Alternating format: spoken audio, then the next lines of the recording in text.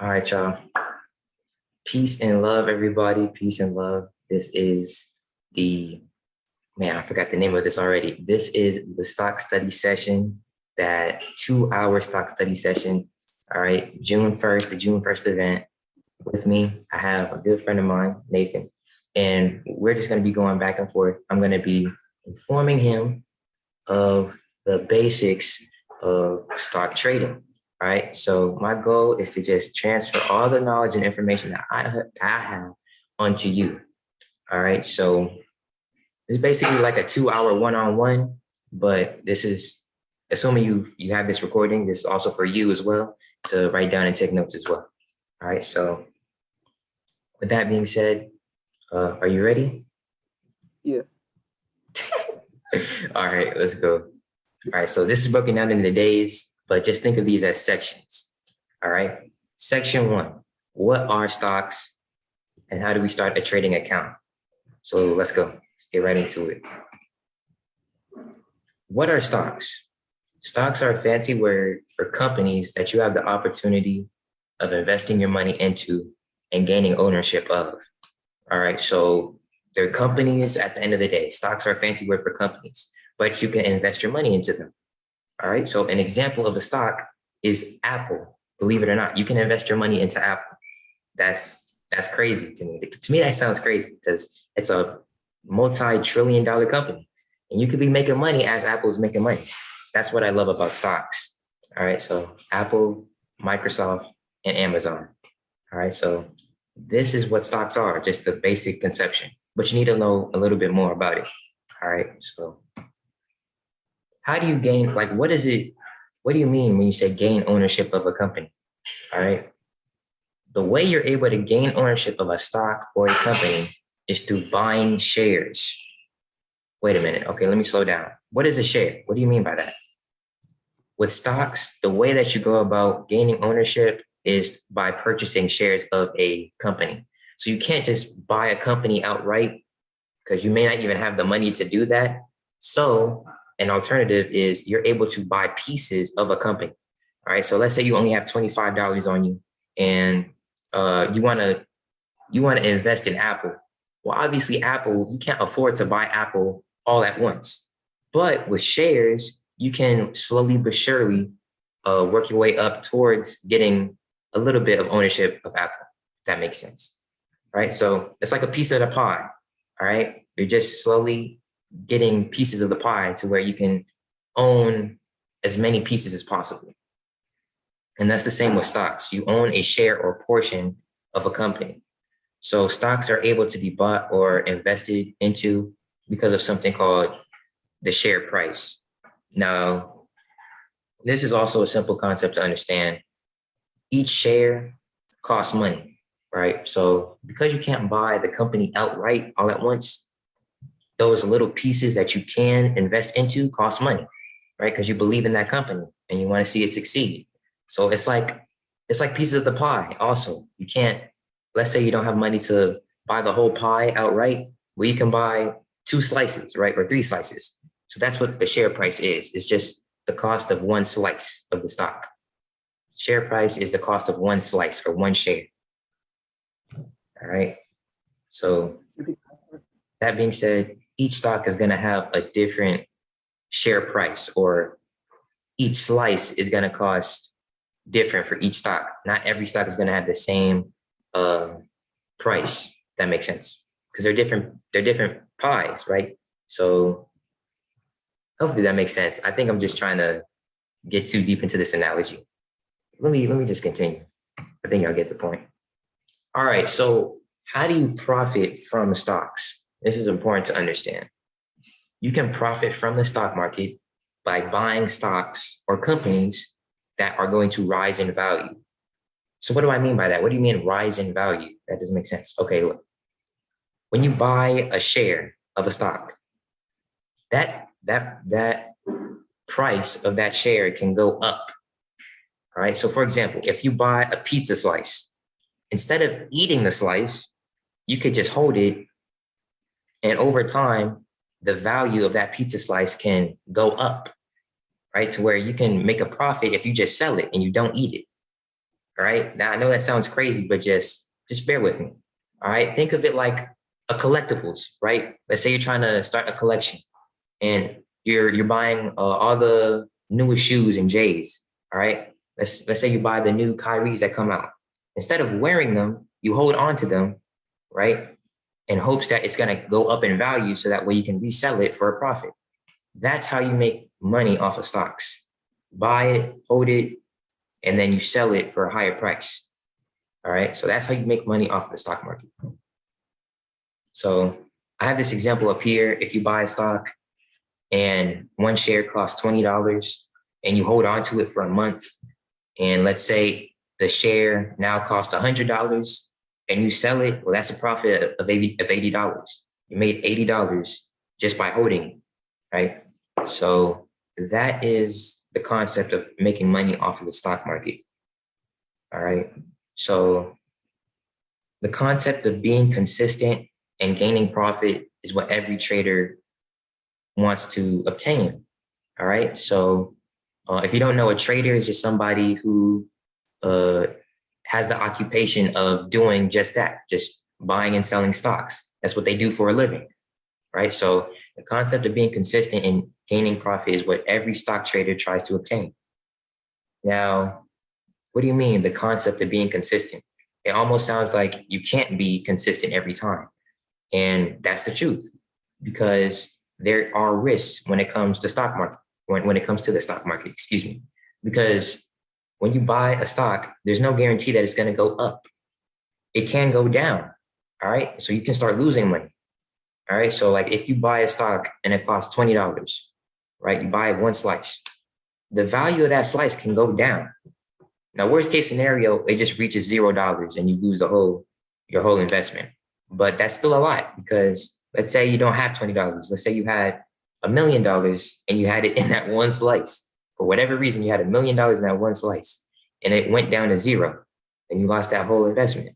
So that's also the risk that comes with stock trading. You have to be prepared for a loss. All right. Now, the cool thing is, and this is something we'll go over soon, is how you're able to mitigate your loss and how you're able to control your profit. But it's good to have that thought in your head. All right. So here's some motivation. All right. I know that may sound a bit scary, but here's some motivation. Examples of how much money you can make. All right. A real example of how much you can make off the stock market is, look, I have 3 examples. First one, I made $700, $714 in 3 days. In 3 days, because I made money as this one stock was going up. Right. And that stock was Boeing. All right. Now, if you don't know what Boeing is basically like the manufacturer of airplanes. All right. So they produce airplanes and they sell it to different airlines like Southwest, Spirit, things like that. So they're like the producer of those airplane models. So as that company's stock price was going up, I bought into it and I made $700. All right. So another example is this. I made $100 while taking a science test. All right. So what happened was I was taking a science test and I was looking at Disney, right? Because something was going on with Disney at the time. And I was like, okay, I want to buy it, right? I want to buy some of Disney, and Disney was going up. And once I reached that $100 price target, I sold, right? I took my profit, and thankfully I passed the test too. All right. So that's how I made $100 off of that. All right. So it's the point of this is not necessarily it's not to brag. It's not even a necessary thing. It's just, I'm not trying to brag. I'm just trying to get you to understand this, how much you can make off of stock trading. All right. The stock market is a generational wealth building machine. All right. The stock market has existed since 1792. So that's 230 years. Now, obviously, they don't teach us this in school because they don't want us to be making money. They want us to be working for them. So we have to think of the stock market as like your secret weapon, right? So I'm gonna just leave it at that. because this is how wealth is made. This is how Warren Buffett, if you don't know who Warren Buffett is, he established his wealth through the stock market, and he's one of the richest people in the world. And he literally developed his wealth through the stock market. And they don't teach us this in school, right? It's crazy. But that being said, a lot of people, when they first understand and get exposed to the stock market, because it's such a shock to them, right? They will go and, well, this is a different point, but back to my original point, when they get exposed to the stock market, what they'll do is they'll put all their money, they'll put their life savings all into the stock market. And that's something you never want to do, right? You never want to do that. They'll splurge their money on the stock market. All right. And I know it says here, yet we will go and splurge our money on meaningless things. The stock market isn't meaningless. This is another point about just splurging your money on different other meaningless things, but you can lose your money carelessly in the stock market, right? Because if you're not knowing what you're doing, if you're just buying stocks just for the heck of it, then you're going to lose your money. All right. So I know that may sound crazy. Like, what do you mean? Like, it's not what we're supposed to do. And no, there's a whole process of how to find good quality companies to invest or buy at certain periods of time, right? So that's how you go about making profits. So I'm going to show you how to do that soon. But first, we have to get a trading account, right? We can't trade without a platform to do it. So how do we go about investing? The first and basic step towards investing in a stock is having a platform to do so, right? So similar to social media platforms, there are several stock investing platforms to choose from, right? There isn't just one that you can rely on or use. There's multiple. But two that I recommend is Thinkorswim and Webull. All right, Thinkorswim and Webull, they are some fire platforms. That's all I'm going to say. They're fire platforms. Let me go back. All right, I recommend Webull if you're a beginner, because Webull is a very simple, easy to understand platform. It's not complex. Thinkorswim is when you're like, okay, you're a bit more experienced and you have knowledge of certain things. If you use Thinkorswim first, you're going to be very confused and you might be discouraged about how much you don't know, right? But Webull is motivational. Like, it's going to inspire you to learn more and put in the extra work to educate yourself. All right. So we're almost done with this first section. All right. Now this is more of a technical thing. So when you start an account, it's going to show you what it looks like to start an account with Webull. All right. So this is a screenshot of the application process, because you literally have to apply to use Webull. All right. And it's not like they're going to decline your application, but in your case, like if you're under the age of 18, right, make sure you get permission from your guardians, and then you'll have them sign up. All right. So some things that you should know is they're going to ask you, do you want to use a cash account or something called a margin account?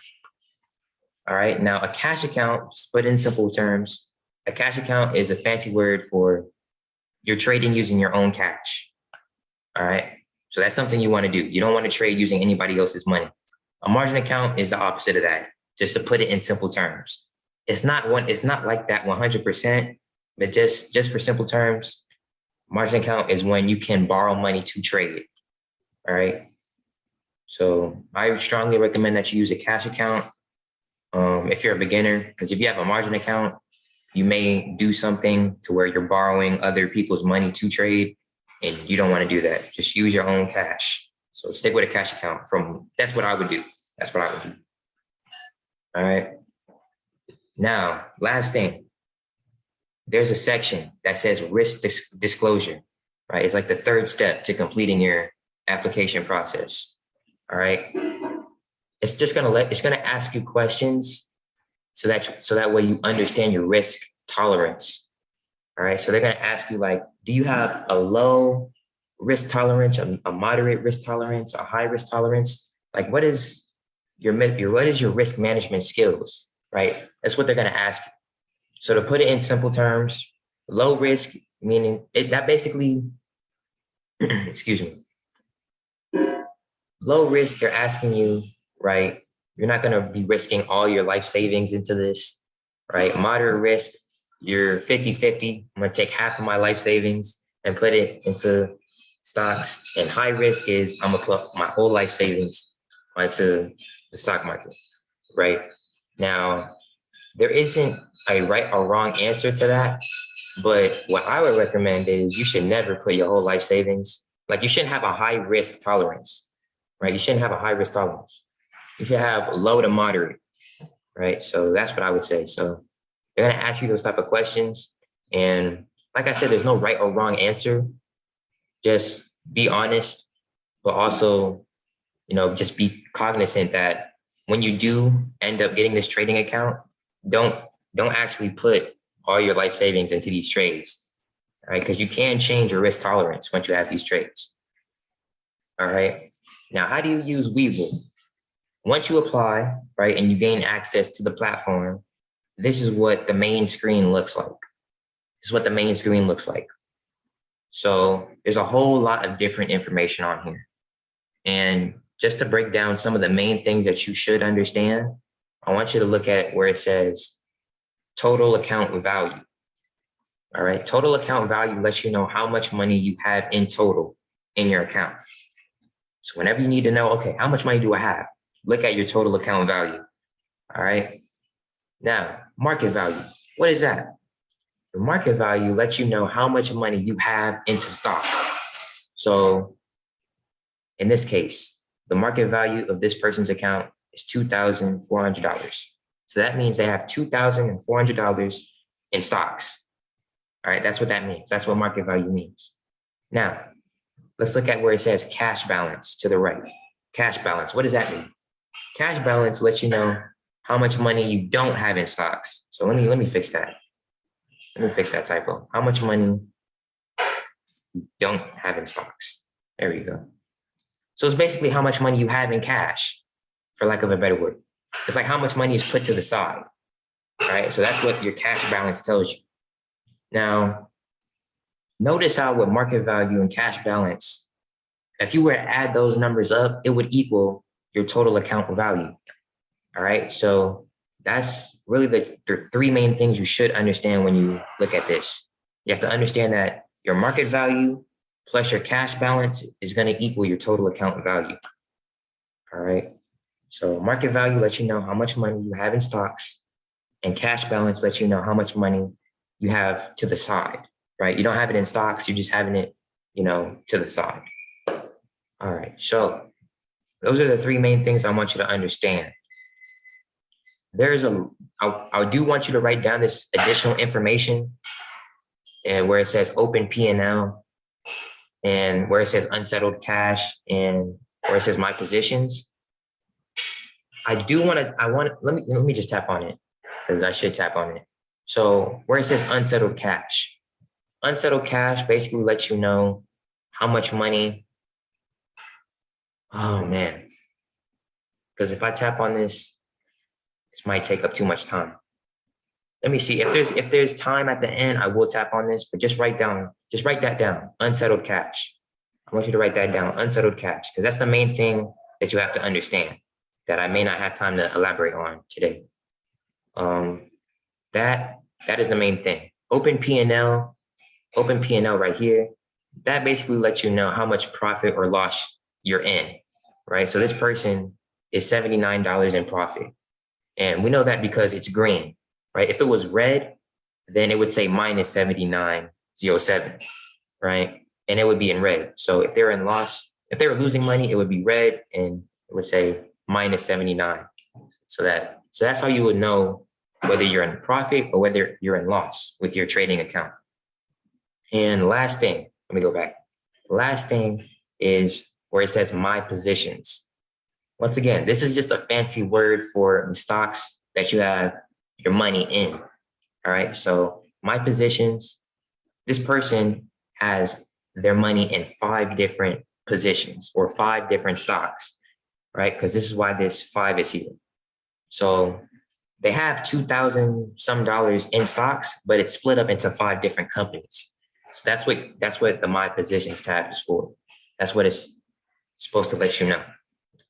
All right. I know that was a lot of information to take in, but this will be a recorded session. So you can just rewind it, pause it, do what you got to do to understand it.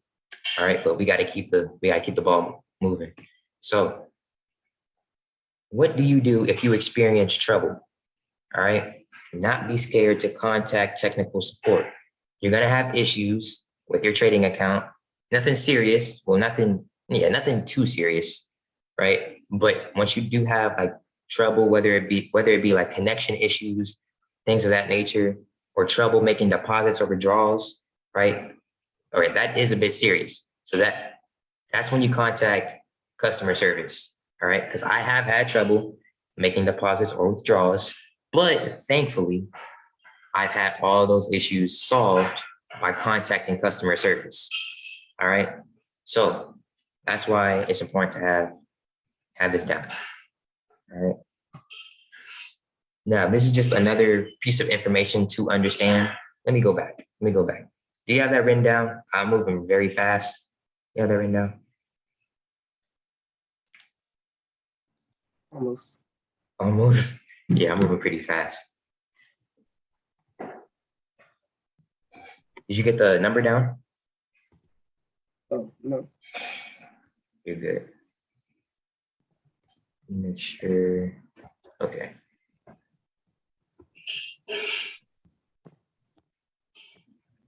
Yeah, I'm moving very fast. We have a lot of information to go over. So you got it? Yeah. All right. Yeah. Cool. Now, this is just a basic piece of information. We're over that little hump of trying to understand what the accounts look like and all that. We're back to just going over what the basic information is. All right. So the stock market is open from 9:30 to 4 p.m. Eastern Standard Time. All right. Stock market is open from 9:30 to 4 p.m. Eastern Standard Time. So it's also important to understand that it's open Monday through Friday, right? Usually. Sometimes it may be open Monday through Thursday or Tuesday through Friday, but it's going to be from Monday to Friday usually. They will never be open on the weekends. Never. All right.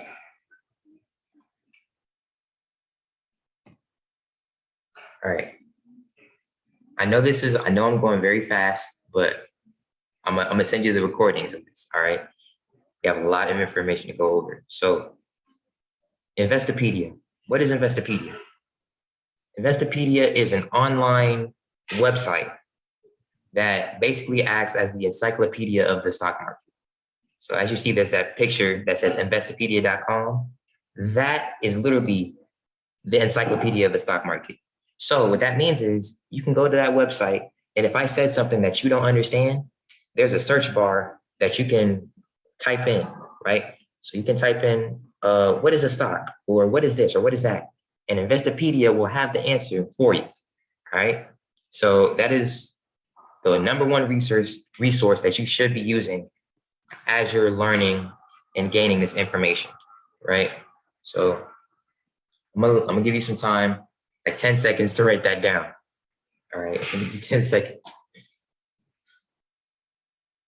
The viewers can pause. All right, cool. All right, I'm gonna just, to put it in simple terms, not to take up too much time. There is something called day trading and swing trading. When you day trade, that means you're buying a stock and you're selling a stock within that same day. All right. So it's like, so to put it in simple terms, it's like buying a pair of shoes, trying to sell them at a higher price in that same day and selling it to somebody in that same day. That is what day trading is. But just swap in the shoes for stocks. All right. Swing trading, same concept, but over the course of multiple days. So you buy a pair of shoes, you hold it for multiple days, then you go about selling it. That's what swing trading is, but with stocks. All right. I think that is it. So that is it for the first section. All right. So we talked about swing trading, day trading, Investopedia, how to set up a trading account, what stocks are. We went over a lot. But that's just the basic information. We have not even went into the real main stuff yet. All right. So that being said, let's just take a breather real quick. Let's take a 10-second breather.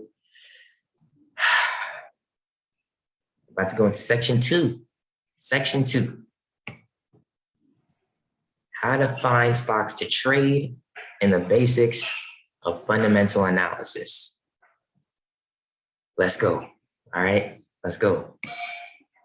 Now, this is a terminology page. This is just reviewing every term that I went over that may be foreign to you. All right, so once again, this is really for the viewers once this is recorded. I don't want to take up any more time really going over this. So let me just continue. So these are some terms that you should understand. Bullish and bearish. I want you to write that down. Bullish, bearish. Now, what is it? What does that mean? What does bullish and bearish mean? Bullish is a fancy word for when a stock goes up. That's all it means. When a stock goes up, we tend to say, oh, that stock is bullish, right? It's going up in value. So it's like you buy a pair of shoes and the value of those pair of shoes is going up. You would say, oh, those pair of shoes is bullish, right? Because it's going up in value. I don't know why it's called that, but that's what it's called. Bearish. Bearish is the opposite. You buy a pair of shoes and they're going down in value. They're going down in price.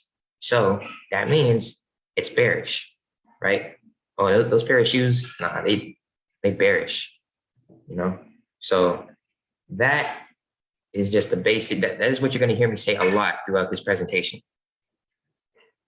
Now, there are certain factors that make a stock bullish, and there are certain factors that make a stock bearish. Now, we're going to go over what those factors are soon. Let's continue. This is the words of my mentor, all right? This is just a real quick breather, all right? I'm here to tell you what you need to hear. I'm here to tell you what you need to hear. This is my mentor, Mr. Lawrence Eggleston. So I'm here to tell you what you need to hear. I know this is a lot of information to take in, especially for you, right? Because you're live, but just bear with me, right? And I know you may need to hear this multiple times for you to get it.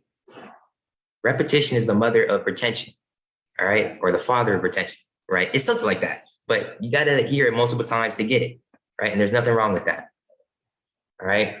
Now, here's a quick story time, all right? Quick story time, so that way your mind can rest a little bit. When I was 14, I barely knew anything about the stock market, right? I was playing 2K with my buddies. I was chilling. But when I was 14, my parents put me onto the stock market, what it was, and I started doing my research on it. And I found out that I like to day trade penny stocks. You're probably like, what does that mean? What do you mean day trade penny stocks? If you don't know, penny stocks are a fancy word for companies that cost a couple of cents, right? I cannot make this up. They are companies that cost a couple of cents. So that should already tell you how bad of a company they are. That should already tell you how bad of a company they are. So I like to day trade penny stocks. I like to buy stocks that cost a couple of cents and sell them within the same day in hopes of making like a home run, right? Making like a lot of money. So when I was 14, I would risk all of my money, right? I would risk all of my money on one trade in hopes that I would make some profit. And one time I got really lucky and I made $400 in 2 hours. Now, I didn't have this written down, but the next day I took a similar type of trade and I lost that $400 within a couple of minutes. So that should already tell you that the stock market is no joke, right? But there was a reason why I lost that money so fast. And I'm gonna go over that. So penny stocks, in my opinion, are bad stocks. All right. When I say bad, that's opinionated. So let me explain why. I say they're bad stocks because they are extremely risky and they are extremely volatile. Right. So what do I mean when I say they're extremely volatile? Volatile means they're going up and down drastically, right?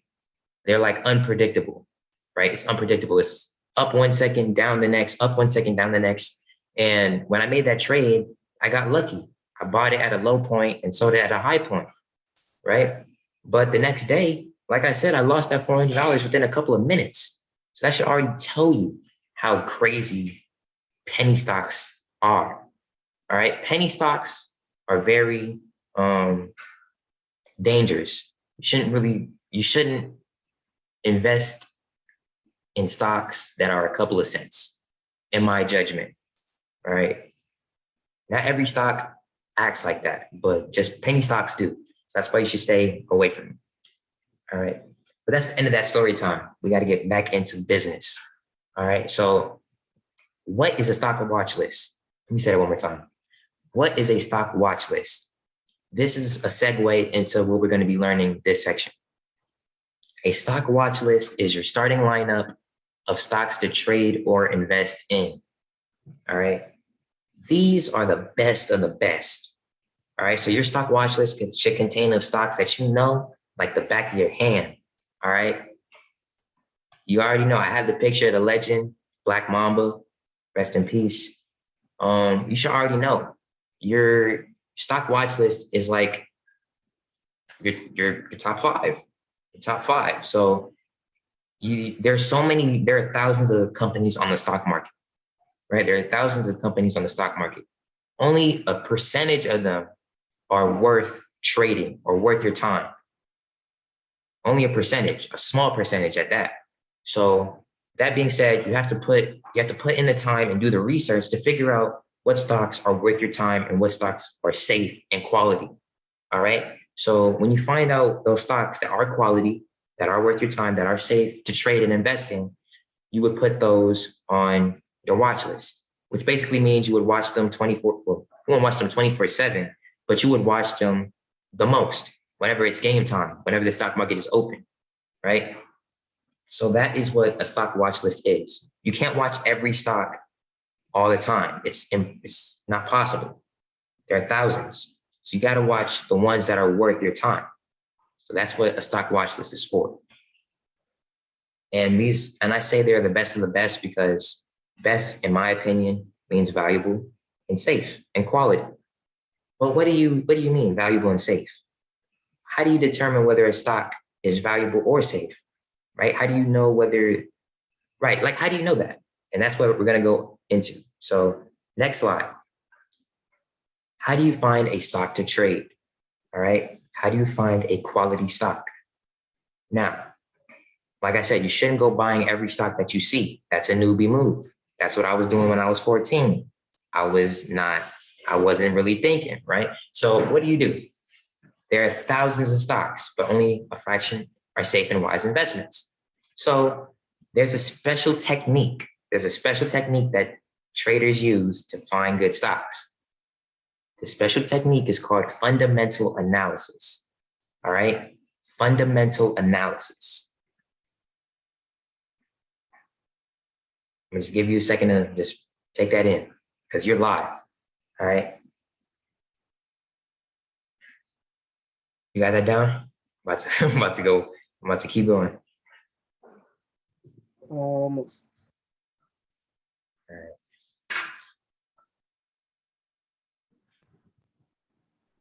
Okay, I'm good now.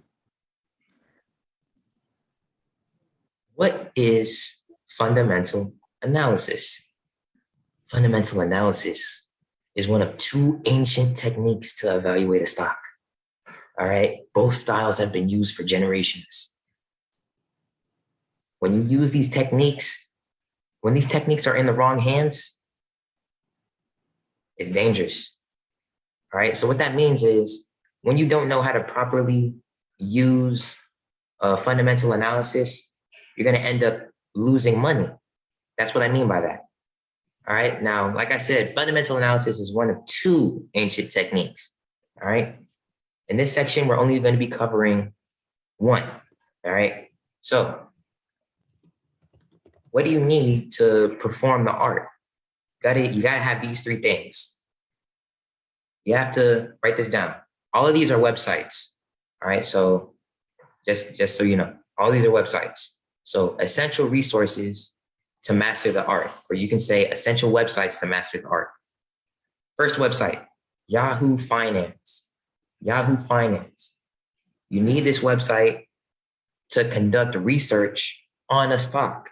You need this website to conduct research on a stock. All right.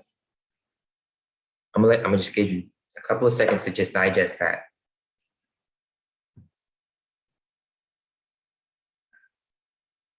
I got you. Oh, my goodness. Yep. Fundamental analysis is one of two ancient techniques to evaluate a stock. All right.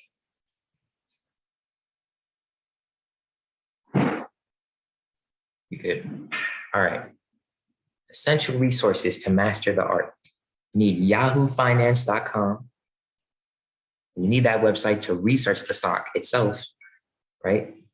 So whenever you're trying to figure out whether a stock is profitable, whether they make money, whether their CEO is a good CEO, you go to Yahoo Finance. All right. Yahoo Finance, very important.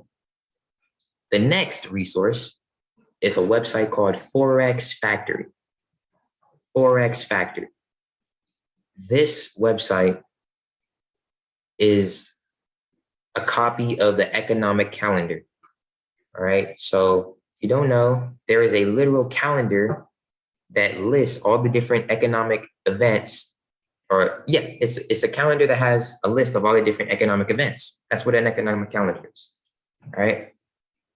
Now it's important to know what the economic calendar is if you're stock trading, because there are certain events that will make the stock market crash, or not crash, but it will make every stock on the stock market, or most stocks in the stock market, go down or go up. And you have to know what that is. Because if you don't know what these events are, you could be unlucky, right? You could be seeing one stock that looks good, and then it just crashes on you, and you don't know that it's because of something that happened on the economic calendar, right? That happened to me a lot. All right. So it's important for you to understand that. Last, a stock's official website. This is very important for you to understand, because when you're trying to do research on a stock, there is going to come a time where there's going to be a rumor that's posted on that stock, and that rumor won't be true, right? And you won't know, right? You won't know whether it's true or not. The only way to figure out whether a rumor is true or not is by going to the stock's official website. All right. And this is very important, because these rumors that are spread throughout the media will cause your stock to crash. I'm gonna say that right now. It will cause your stock to crash or go up. But if you find out that this rumor is not true, then it may turn around in the other direction. All right. So this is very important for you to understand. All right. Like I said, I'm gonna send you the recording to this. I know this is a lot to take in a brief period of time, but we got a lot to cover. So next slide. All right. Yahoo Finance. This picture is the front screen of what Yahoo Finance looks like. All right. So this tells us all the different information about Apple, right? So up here, we see it says Apple Incorporated. This lets us know everything about Apple, right? It lets us know how valuable it is, how much money they make, how much volume they have, right? And this is information I'm going to expound on, right? But just as a starter, we have to understand what earnings is, right? You're going to see that a lot in the screen, right? You see earnings date, Like what does earnings mean, right? Earnings is a fancy word for profit. Profit. Earnings is a fancy word for profit. All right. Now you have to understand what earnings is to understand certain things like EPS or PE ratios. Those are things you should understand. They're very simple to understand too, but you have to understand that earnings is a fancy word for profit, how much money that company makes. All right. That being said, let's go on to the next slide. Remember, earnings is just a fancy word for how much money the company makes. All right. It's that simple. Now, this is where it gets a little bit complex. All right. What is earnings per share? There's something called earnings per share. This is like a statistic that lets you know how profitable a stock is. All right. So it's a theoretical way of seeing how much money a company makes off of one share. All right. Don't worry. If it doesn't make sense, that's fine. But this is just important for you to know, right? You don't necessarily have to understand it, but this is important for you to know. That way you can research it later and get it to a better understanding. I have to let you know this information. All right. So it's a theoretical way of seeing how much money a company makes off of one share. All right. Earnings per share is a formula. It is a literal algebraic formula, and it's calculated by dividing profit by the amount of shares they have. All right. I know that sounds complex, but once again, you're going to have to research this on your own time. All right. Bottom line. If a stock is not profitable, meaning if a stock does not make money, it won't have this. That's basically what you need to know. All right. So let me go back. So if you look at this picture here, on the second column, you see something that says EPS. All right. That's earnings per share. Now you see this number by it. This is what the stock's earnings per share is. It's 12.73. Now, if Apple did not make money as a company whatsoever, it would not have an EPS. Its EPS would say 0 or NA, right? Not applicable because it's not making any money. So if a stock does not make money, it won't have an EPS. And when a stock does not have an EPS, it is not necessarily quality. It's not necessarily a good stock to invest in. All right. Now that's just the basic understanding of it. All right. When stocks don't make money, they're not good from an investment standpoint. That's what you have to understand. All right. A stock has to make money to thrive. So if they're not making money, it's not good from an investment standpoint. All right. So I know that was a lot, but it's good to know. If a stock is not profitable, it won't have an EPS. All right. Now, I'm not going to spend time trying to break this down. This is good to write down, or this is good. Just write down PE ratio. Just write down PE ratio. PE ratio is just a more complex version of what earnings per share is. But at the end of the day, if a stock is not profitable, it won't have an EPS and it won't have a PE ratio. All right. So let me go back. On the screen where it says PE ratio, and you see that number, that lets you know, okay, this stock is making money because it has a PE ratio. If it doesn't have a PE ratio and if it doesn't have an EPS, that means it's not making money. All right. So that is just the best way to sum. It's the best way to sum up both of those. How do I say this? It's the best way to sum up both of those slides. All right. It's the best way to sum up both of those slides. All right. Now, next slide. Liquidity. What is liquidity? Right? Liquidity is another word for how easily you can get in and out of a stock without impacting the stock's price. So to put it in simple terms, right? Oh man, let me put it like this. When you take your hand, right? You take your hand and you put it in water and you take it out. right? It's easy to do that. But let's say you try to do that with a rock, right? You can't put your hand in a rock and then take it out easily. It's like with the Flash, right? He can phase through solid objects, right? But you're not able to, right? So you have to think of that with stocks. Let me break that down a little bit more because that doesn't make sense. Basically, what I'm trying to say is that that there are certain companies that, for lack of a better word, will rob you of your money if you put your money into them, right? And the reason why I say they will rob you is because when you put your money into these stocks, into certain stocks, it will be hard for you to take that money out later, right? Depending on what stock it is. It will be hard for you to take that money out later. So just write that down. Liquidity lets you know how easily you can get in and out of a stock. All right, just write that down. Liquidity is how easily you can get in and out of a stock.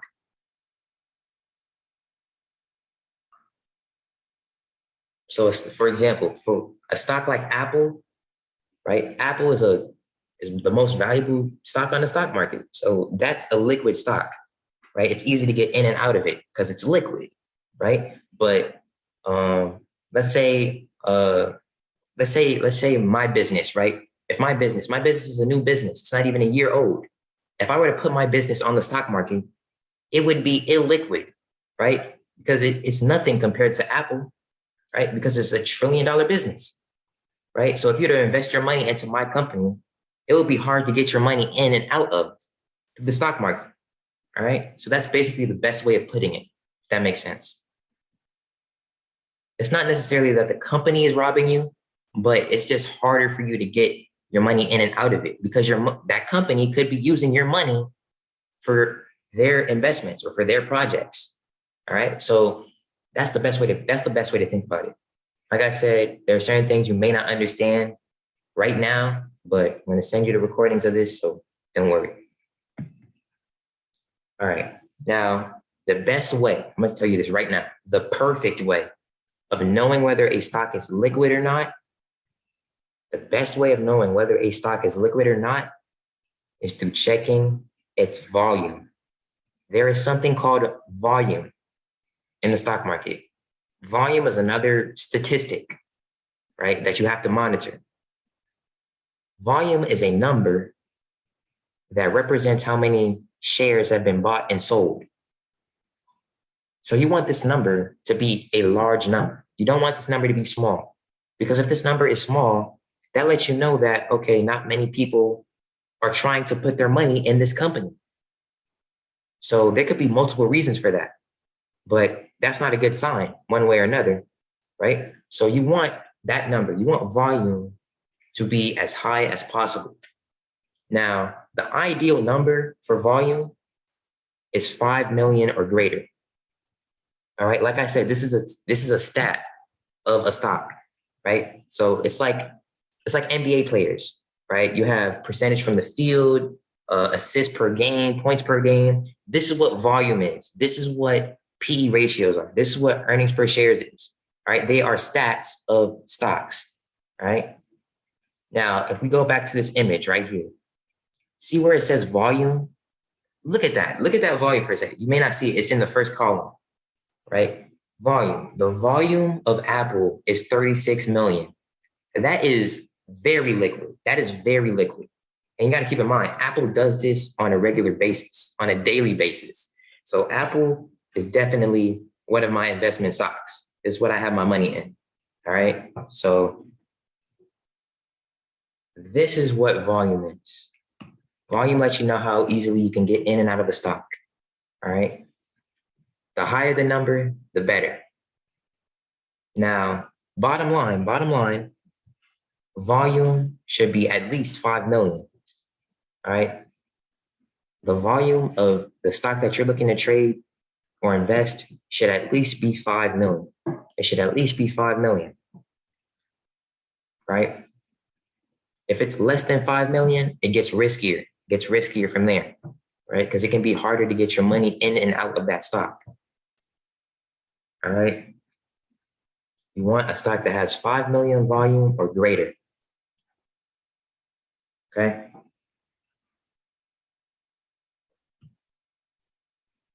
Now, I know that was a lot to take in. Let's just take a breather. Let's just take a breather. We have time. I really just wanted to get to the second section by 8:30. So let's just take a quick breather.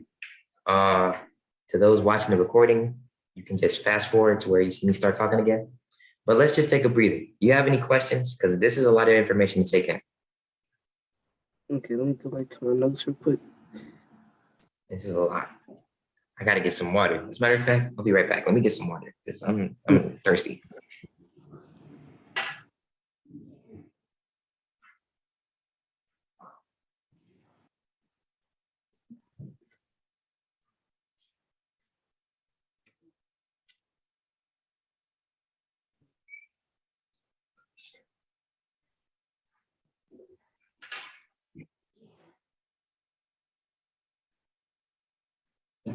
Oh boy, that's crazy.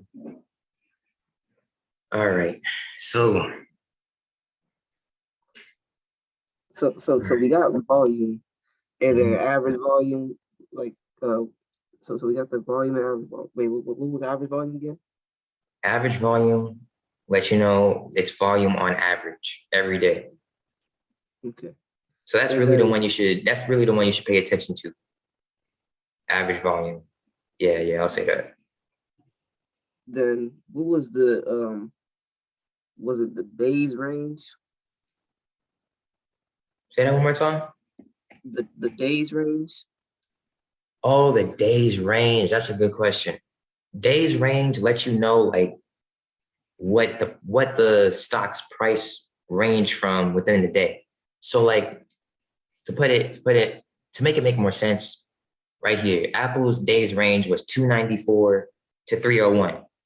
That basically means that okay, at one point throughout the day, Apple's stock price was 294. And at another point of the day, it was at 301. That's basically what that lets you know. Wait, so what makes it change? It's just fluctuating. People buying and selling the stock. So when people buy and sell the stock, that's what's impacting the price to go up and down. So that's something I should have mentioned too. It's not just moving up and down magically. It's because it's based off of people buying or selling the stock. So if there's a lot of people buying the stock at once, then the stock price is going to go up. And if there's a lot of people selling at once, then the stock price is going to go down. Okay, thank you. That's a good question. I should have elaborated on that. All right. You ready? We got to keep it going. We got a lot more information to get to. So, all right. Here we go. The economic calendar. The economic calendar is oh, wait, we already touched on this. So you already know what the economic calendar is. It's just a list of different scheduled events that deal with the US economy. All right. So we already tapped on that. But this is something that you should write down. Important economic events that you should watch out for is Jerome Powell or the economic feds. Just write that down. Jerome Powell, right? Write down inflation and write down unemployment numbers. All right. So Jerome Powell, inflation, and unemployment numbers. All right. Now, let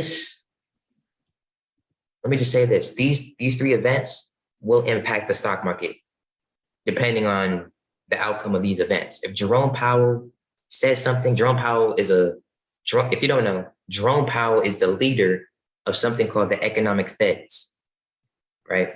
But that's not their real name. I call them that, but their real name is the Federal Reserve, right? That sounds complex in itself. So I just call them the economic feds. He is basically like the leader of the economic feds, all right? He controls inflation, or he controls the different economic elements of the economy. All right. So overall, he's just a person that you want to study and listen to. You don't necessarily have to agree with what he says, but you have to listen to what he says and just connect certain dots and just see how that affects the stock market. All right. That's what I'll say. Inflation. Inflation will affect the stock market because nobody wants inflation. Nobody wants inflation. So when we see signs of inflation, the stock market is gonna go up or go down accordingly. All right.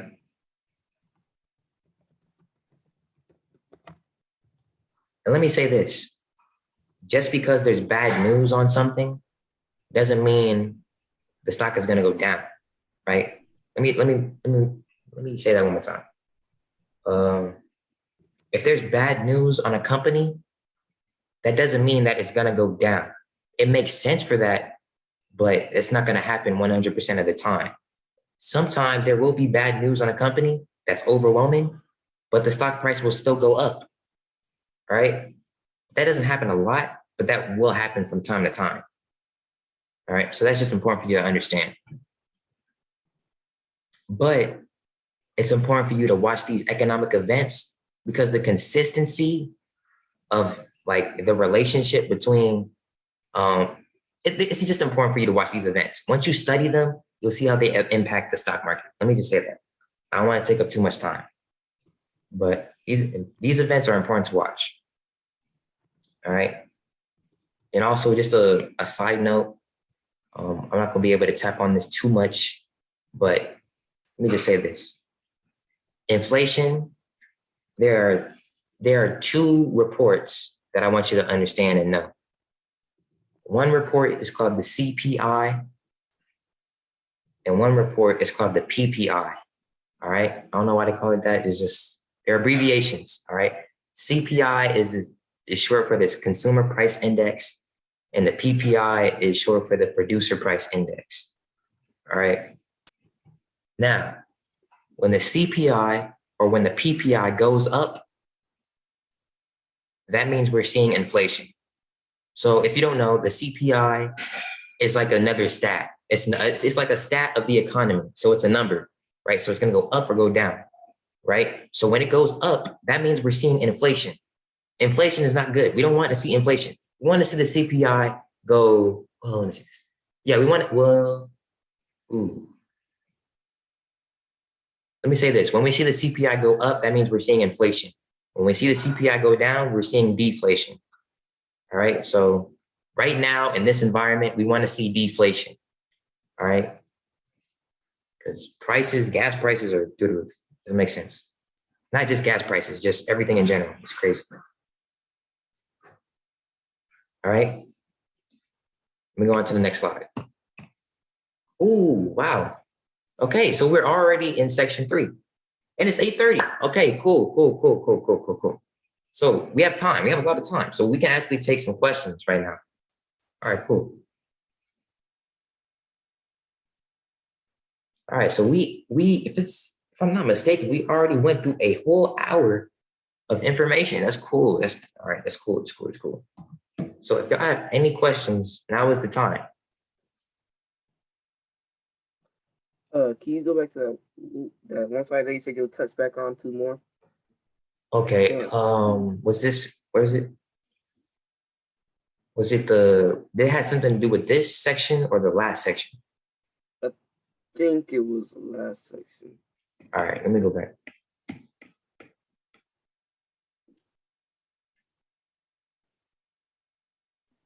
Was it this one? Yeah. All right, cool. So, yeah. Oh, there was another one? Oh, no, this one. Okay, cool. So let me say this. The reason I was reluctant to tap in on this because this ties back into what account you use for your trading.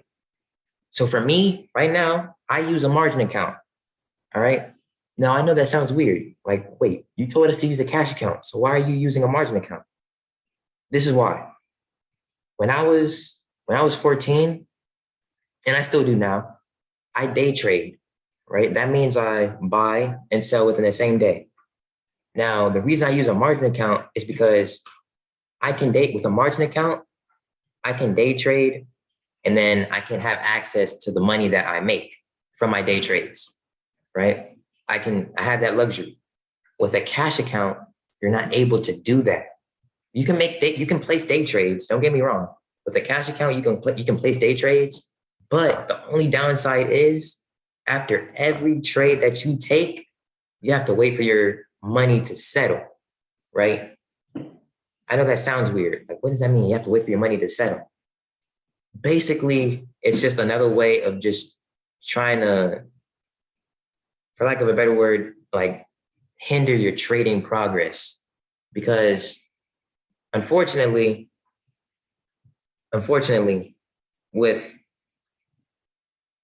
cash accounts, like after every trade that you take, this is for every platform. Every platform will make you wait 2 or 3 days to use that money again.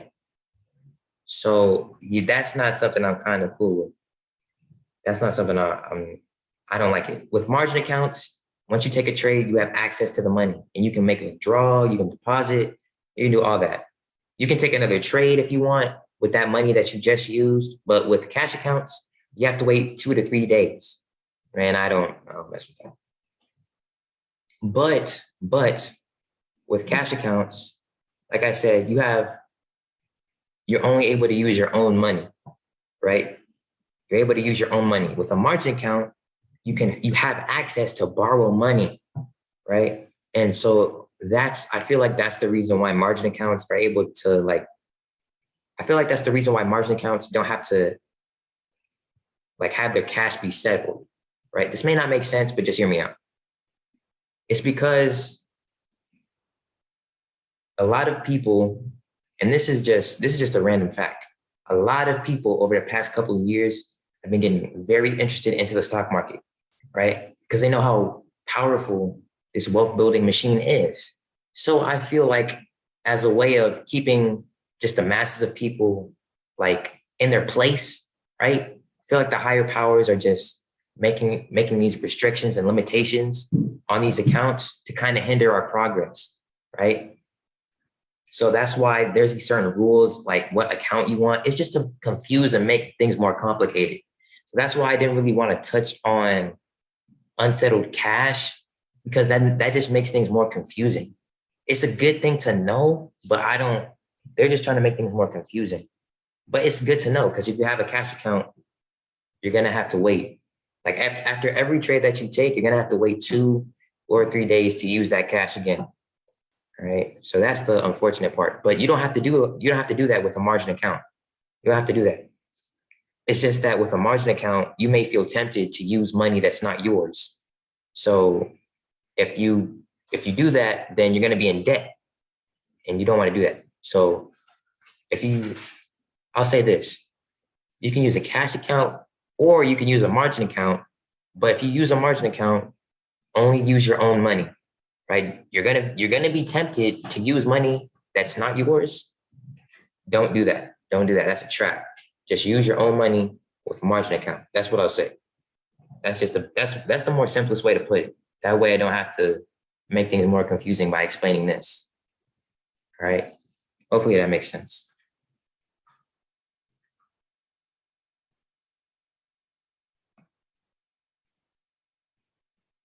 All right, let's see. We got time for a recap real quick. So section 2, we just covered really how to find those quality stocks, right? And like I said, you took a lot of information in all at once. So just a quick reminder, some of the ways that you can find a quality stock, or at least one of the main ways, is through something called technical analysis, or not technical, fundamental analysis. Fundamental analysis, all right? Fundamental analysis is when you're researching a company from a businessman perspective. That's the best way to put it. You're researching a company from a businessman perspective. So it's like you're on Shark Tank and you're one of the investors, right? And that business is pitching their business model to you, and you're deciding whether you want to invest in that company or not. That's how you think. That's what fundamental analysis is, all right? So you use Yahoo Finance to research it, how much money they're making, whether they're making money to begin with, and also to see whether they're liquid, right? What their volume is, just things like that. All right. And with Forex Factory, you're studying the economic calendar. You're studying like the inflation. You're studying different. You're just basically studying economic events that can impact the stock market, right? And with the stock's official website, you're just staying up to date on what the stock is doing. All right. So that's basically just a brief sum up of everything that we went over in this section. All right. We're at that halfway point. But we have to keep going. All right. Day 3. How do you chart a stock? How do you chart a stock? And what are the basics of technical analysis? All right. I'm gonna let you know this right now. This is probably the most important thing to understand out of this whole presentation. And this isn't even the last section. So you make sure, I'm gonna try to take my time with this. This is just a terminology review, right? It's just going over the different terms we went over, and then in the last section. All right. Here's a quote. Here's a quote from a man that I know. His name is Mr. Santino, and he told me this one day. He said, "Technicals is more important than fundamentals." All right. So what that means is this art that we're about to learn, technical analysis, is more important than fundamental analysis. All right. So we just spent nearly half an hour trying to break down what fundamental analysis is.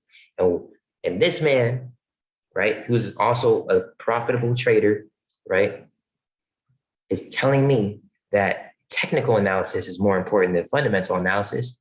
So that's to let you know how serious you should take this section of the presentation. So I'm gonna go very slow with this so that way you can digest this properly. So here's a quick story time. All right. When I was 14, I had not understood that fundamentals don't ensure how you think a stock will perform. So it ties back to when I was saying, just because there's bad news on a company doesn't mean the stock price will go down, right? The stock market does not operate like that all the time. All right. And this is just an example of it. I had invested money into like a semi-valuable stock, right? It wasn't like Apple valuable. It was just like somewhat valuable.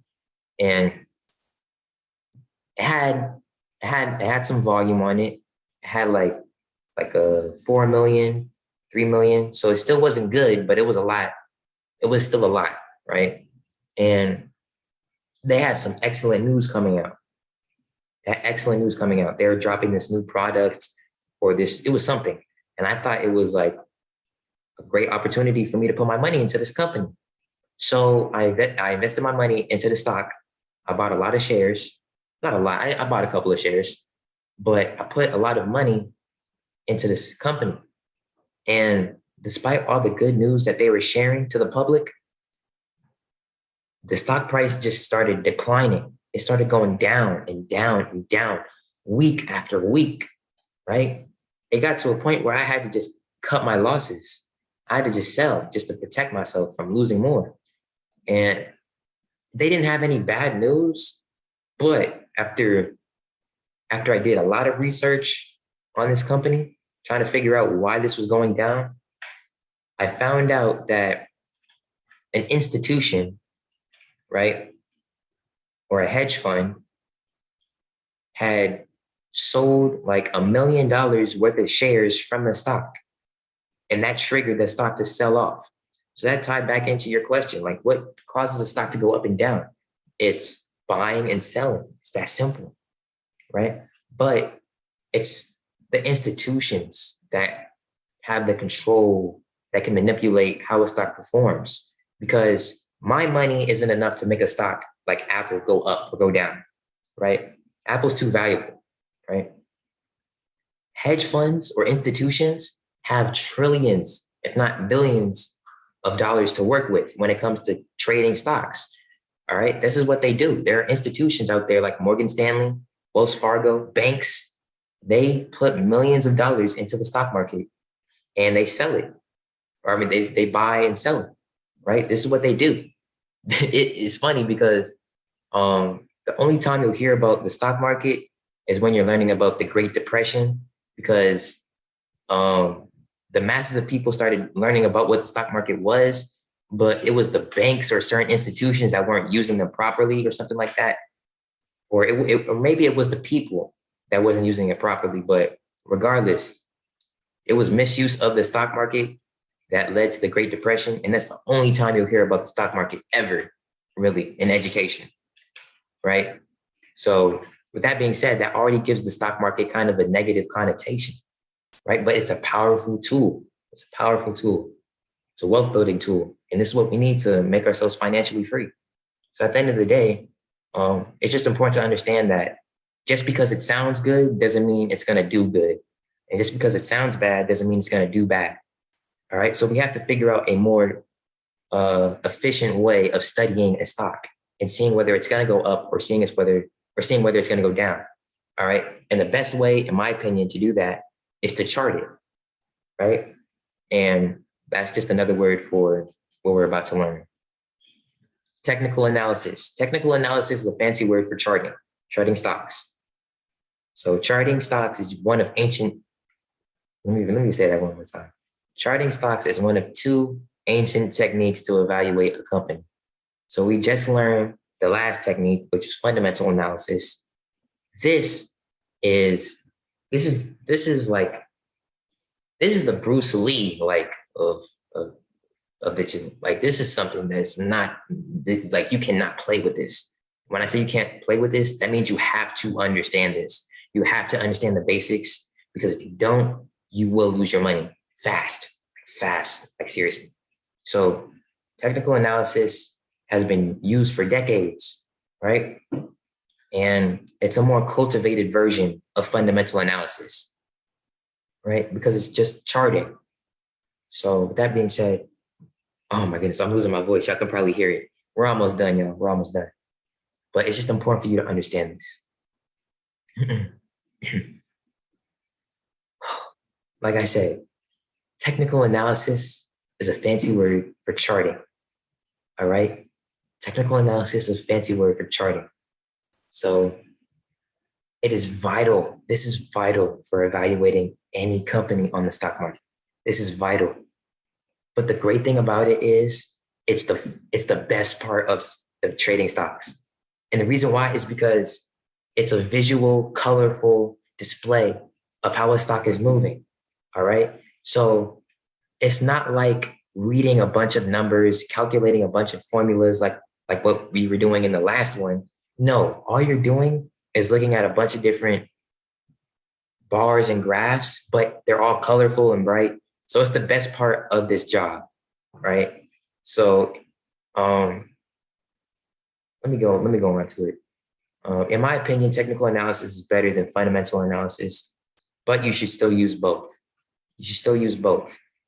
I tend to use technical analysis more than fundamental analysis, but I still use both. So you just have to get a gauge of how you should use each technique. All right. So let me get on to how you chart. How do you chart a stock? What does a stock chart look like? Right. Before we get to that, there is an essential resource that you have to use to chart a stock. And it's a website, and it's for free. Right. The art of technical analysis requires the use of one resource, one website. And that website is called tradingview.com. Tradingview.com is a free charting platform or app, right?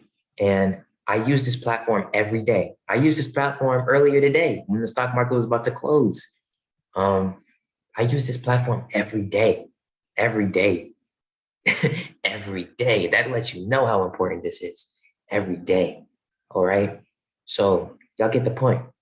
This is what you use to chart a stock. All right. Now, I'm gonna let you know right now, it's a free website, it's a free app, but you do have to sign up. You have to make an account, basically, right? It doesn't cost any money, but you just have to make an account, and that way you're able to use it, right? There is like a little subscription thing they have to where you have like more features, like certain features that they have, but that's unnecessary, right? They're just trying to profit some more off of you. You don't need to do any of that. You can just use it for free and you have all the information that you need. All right. Go back. Why are charts needed? Right? Why are charts needed? So this image is a great example of what a stock chart looks like. Look how colorful, look how beautiful it looks. This is the best part of the job. I'm telling you, just seeing that color on your screen after you do like a ton of research is just relieving because it's the funnest part of the whole process. And I'm going to explain why. You'll see trading opportunities from a clearer lens. All right. And the reason why is because you're like with a chart, you're seeing how a stock is moving in real time.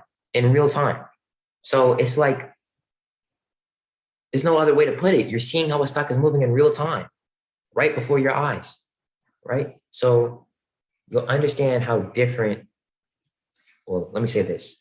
By looking at charts, you'll understand how different fundamental factors impact the stock's price. So what do I mean by that? What is a fundamental factor? When I say fundamental, I mean business-wise, right? So an example is back in 2020, when COVID started, going crazy, the stock market had crashed, right? Now, logically, that makes sense because of COVID, businesses were losing money because people weren't able to make money, weren't able to go to their jobs, which is bad for business. So business was losing money. That means their stock was going down because investors were selling, right? So that makes sense. That's one of those occasions where, okay, there's bad news. So the stock market is doing bad. All right. But you're with the stock chart, if you pull up the stock charts of how any stock, like any one of those stocks, like Apple was doing bad back in 2020. A lot of stocks were doing bad. Like the stock market was crashing. The stock market was crashing in February of 2020. All you saw was red, right? So that being said, the great thing about charts is you can use charts to predict whether a stock will go up or go down. It is the most efficient, in my opinion, it is the most efficient way to predict whether a stock will go up or go down. So, Danielson, let me teach you the ways of this art. All right. What makes up a chart? The main thing that makes up a stock chart is a candlestick. So that's what you see in that image to the right. Candlesticks are little boxes that represent a stock's price over a period of time. I'm gonna say that one more time. The main thing that makes up a stock chart is a candlestick. Candlesticks are little boxes that represent a stock's price over a period of time. So let me break that down to where it makes a little bit more sense. When you see a stock price go up, you're going to see candlesticks that go up also, right? So when the stock price goes up, you're going to see the candlesticks go up.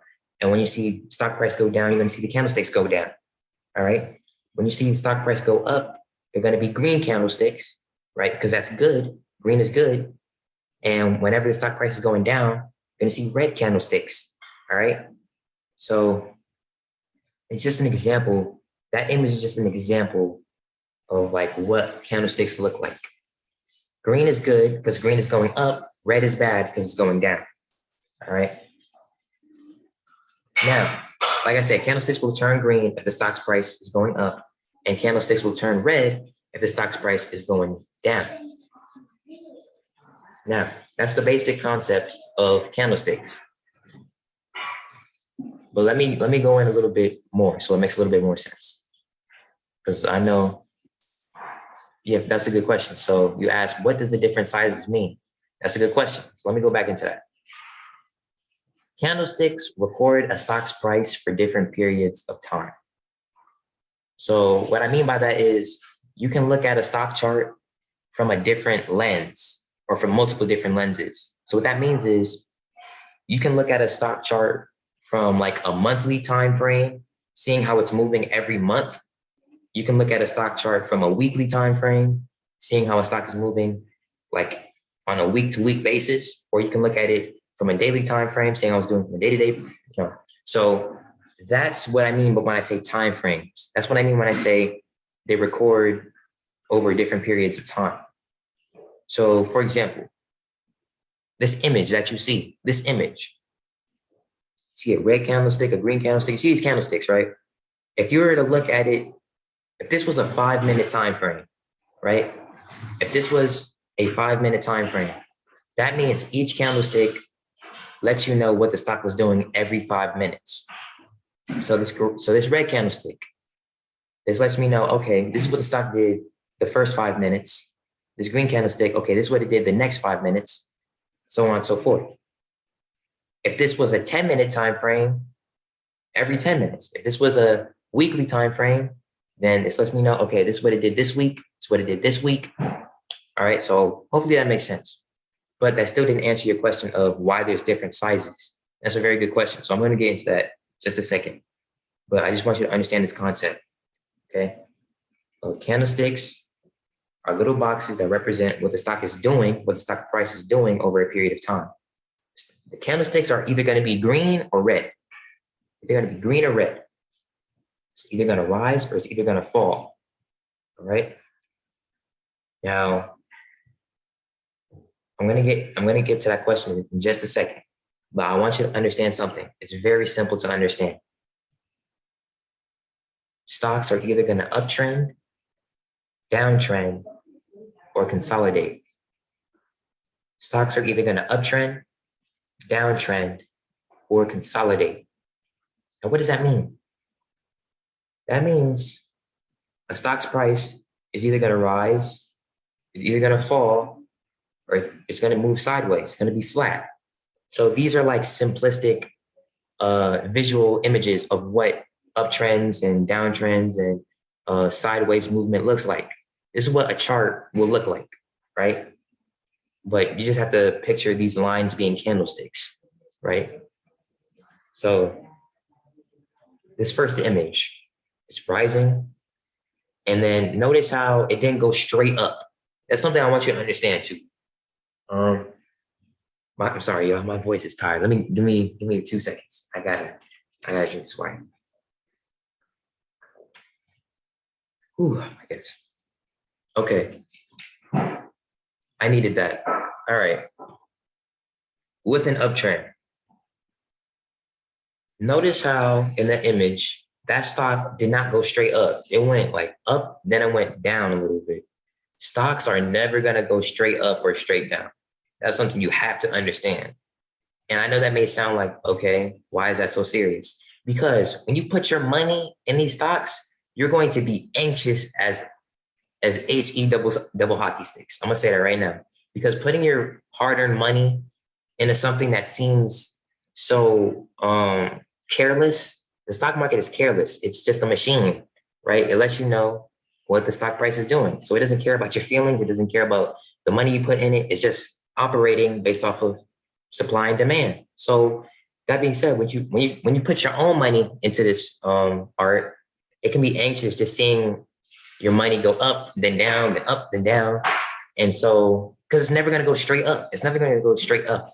So you're going to always be like anxious. So it's important for you to understand that stocks are never going to go up. Let me say that one more time. It's important for you to understand that stocks are never going to go straight up and they're never going to go straight down, right? So it's easy for you to get mixed signals. So that being said, you have to understand something called higher highs and higher lows. Write that down. Higher highs and higher lows. All right. So in this first image, it made that high, right? And then it turned around and made a low. And then it went up higher. So that's an example of a higher high now and a higher low. It broke above its high, kept going up, went down a little bit, then went up some more, went down a little bit, went up some more, went down a little bit. It's literally a pattern. It's a pattern. All right. And the same goes for when a stock is going down or it's in a downtrend. So as you see, it went down, it made a lower low, then it went up, made a lower high, then it went down, made a lower low, went up. See, it's a pattern. That's all it is. And that's the second best thing about charting, in my opinion. It's the patterns, because it's so predictable. Like once you research it and understand it to a certain point, it's so predictable. Like it's, for lack of a better word, it starts getting easier. It's not easy, but it gets easier. So with that being said, this is what the three trends are: uptrends, downtrends, and consolidation. Consolidation is just when it moves flat or sideways. All right. Now notice with the consolidation one, that one's super predictable. That one's probably the most predictable out of all of them, because every time it gets to a certain point, it just turns around and heads in the other direction. And every time it gets to that certain point, it turns around and heads back in that same. It's so predictable. It's a pattern. So that's the best thing about it. It's because when you're charting, you're seeing patterns. It's hard to make money in the stock market without knowing patterns. Like, you have to develop patterns. Same with, like, that might be a life lesson though, low key. Like patterns are like essential. But I don't know. I'm off my high horse right now. Let me get back to the point. There's something you should understand. There are 4 market phases. All right. 4 market phases. Bear with me. I'm gonna make it all make sense. All right. The first phase is something called accumulation. So look at the image in front of you, right? You see something that says accumulation, right? That is when people are just buying the stock. They're buying and selling it, right? So people are just like slowly buying it, slowly selling it. And the second phase is the incline, right? It starts uptrending. So this is when a lot of people are like, okay, let's start buying it. Because of that, the stock price is going up, right? So that's the second phase. Third phase, distribution. Distribution is when we're seeing, okay, it's went up enough, let me start selling, right? So we're seeing a lot of selling, a little bit of buying, but more so selling, right? Now, the last phase is the decline. This is when we see, okay, you know what? This went up high enough. Let's just start selling it. This is what the decline phase is. It's the downtrend. It starts going down and down and down and down. All right. So that's this image. Hopefully it makes more sense as to what I'm talking about. This is a very realistic example of what a stock would look like. All right. Just imagine these lines being candlesticks. All right. So in reality, the market cycle is seen at all times. It's seen at all times. It's just that certain stocks go through phases at different speeds. So a stock isn't going to be like, one stock may be in its accumulation phase, but another stock may be in its distribution phase. So different stocks will be at different phases. Sometimes you may see stocks in the same phase, but they won't be in the same phase at the same time or at the same speed, right? They may be in the same phase at the same time, but they won't be like at the same speed, if that makes sense. So, yeah, I know this is a lot to take in. Like I said, I'm just trying to go through it, but I want to make sure this makes sense. So Nathan, does this make sense, my brother? Does this make sense? I know this is a lot to take in. We almost there. Yeah, I'm good so far. All right, cool. I'm Thank you. doing my job. All right. We almost done.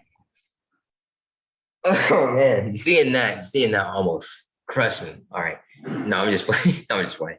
It's a lot of information. I know it's a lot of information, but this is good. This is good to know. So this is a real example of what a stock chart looks like. feast your eyes upon this beauty, the Mona Lisa. This is like the Mona Lisa of the trading process. All right. I just looking at the stock chart makes me just want to like buy this stock or sell this stock. I'm gonna be honest. No, I'm just playing. But seriously, what you see in front of you is a real example of a stock chart. Notice how it's going up. Before we get to the candlesticks and trying to break that down, just notice this. Just notice how whenever the stock price is going up, the candlesticks are going up. Whenever the stock price is going down, the candlesticks are going down. I want you to understand that. It's that simple.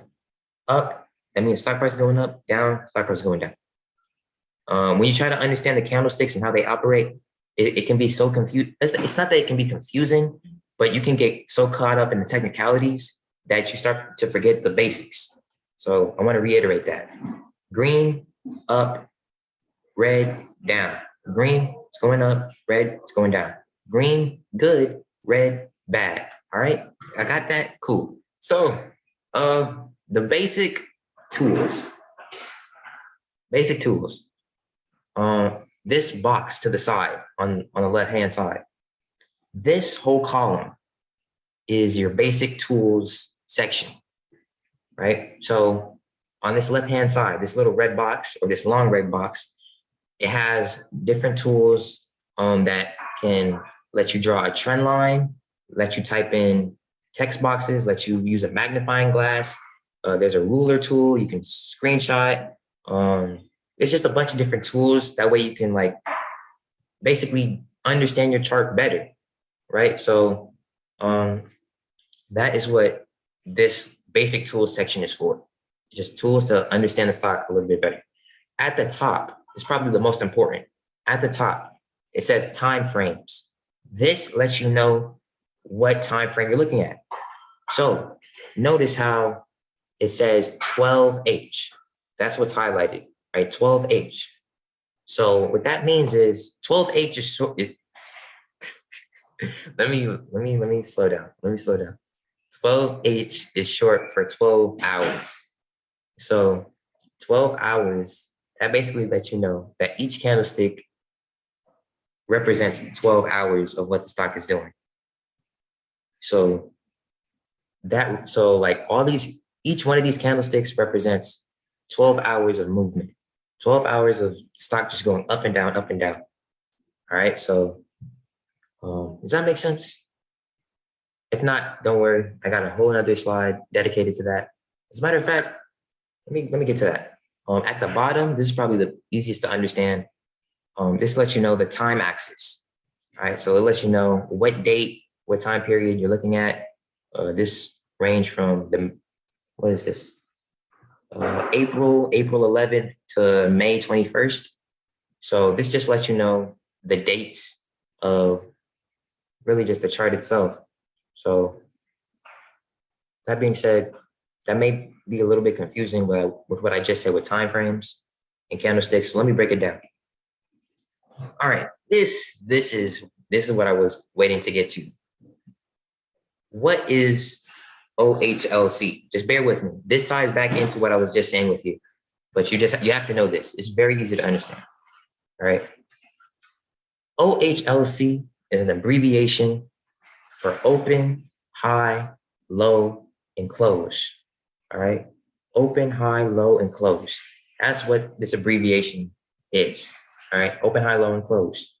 So open, high, low, and close are just the different visual stats of a candlestick, basically.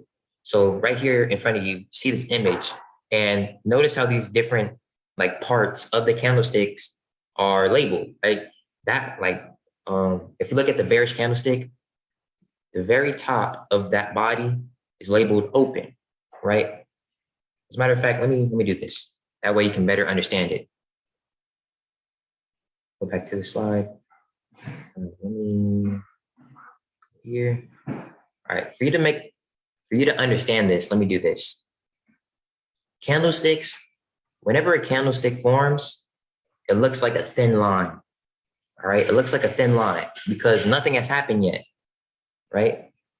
So with that being said, we have to wait until something to happen. We have to wait for the stock to rise or to fall for this candlestick to look like something. So when a newborn candle exists, it's It's just a thin line. All right. So it looks like this little thin object. This is what a newborn candlestick looks like. Now, what does it look like when a candlestick is moving, right? So let's say a stock was going up, right? This is what the candlestick would look like as it's going up. Oh my goodness. Let me do that one more time. This is what the candlestick would look like as the stock price is going up. We go like this.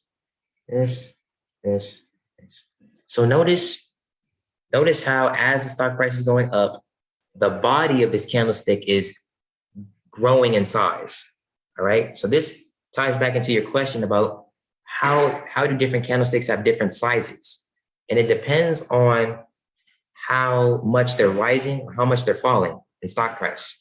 So if the stock price is going up a lot, then it's going to have a large green body, right? And if it's falling a lot, then this is what's going to happen. So pay attention. Let's say the stock price was rising, right? And it looks like this. But let's say it starts falling again, right? This is what's going to happen. This is what's going to look like. It's going to go down, go down, go down, to the point where it looks like a flat candlestick again. All right. And then this is what's going to happen if it keeps going down lower. Boom, boom, boom. Notice how it's like a flip of the switch, right? It was green at one point, then it went back down, and then it started going red. So it's important for you to understand that you're never going to see this. You're never going to see this right here. You're never going to see green and red at the same time. You're never going to see that. That doesn't exist. You're either going to see red or you're either going to see green. All right. So hopefully that makes sense. Does that make sense? Just that concept.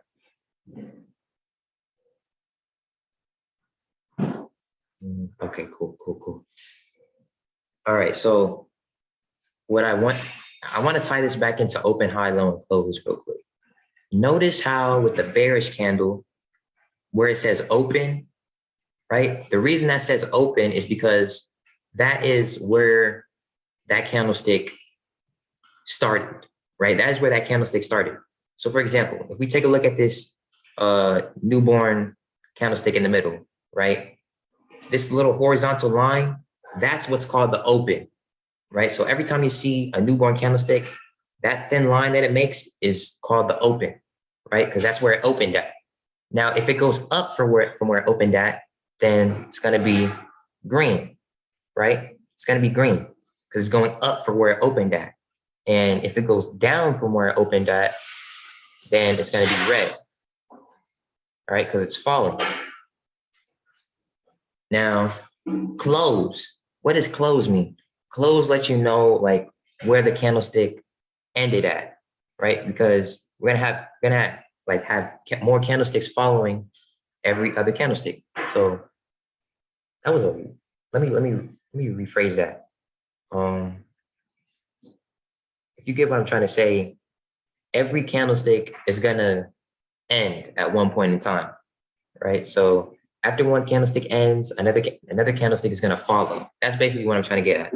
So at one point, that candlestick is just gonna stop, and then a new candlestick will follow. So close lets you know like where it stopped at, basically. That's what I'm trying to get at. Close lets you know where the candlestick stopped at.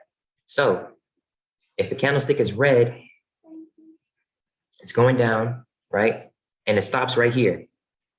This would be its close, right? Or the way this candlestick looks, this would be its close, right? Because this is where it stopped at. And if it was green, right? And that's where it closed at. So hopefully that makes sense. Like I said, there are certain things that I want to get to the bottom of, but if I elaborate too much on them, it could be a bit more confusing. But this is just good to take in. This is good to take in and refer back to later. So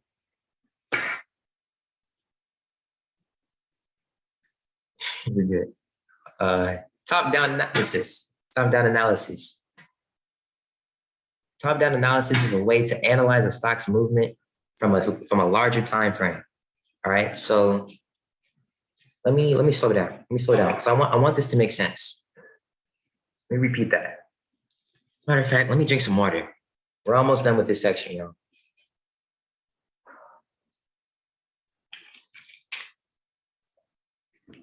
Top-down analysis.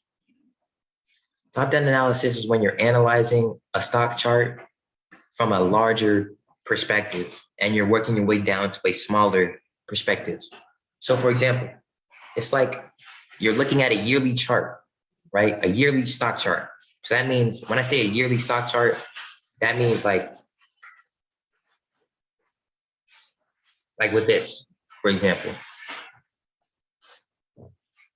If you were looking at a yearly stock chart, each candlestick would represent a year, right? Each little candlestick would represent what the stock was doing for that year, all right? So that's what I mean when I say a yearly stock chart, all right?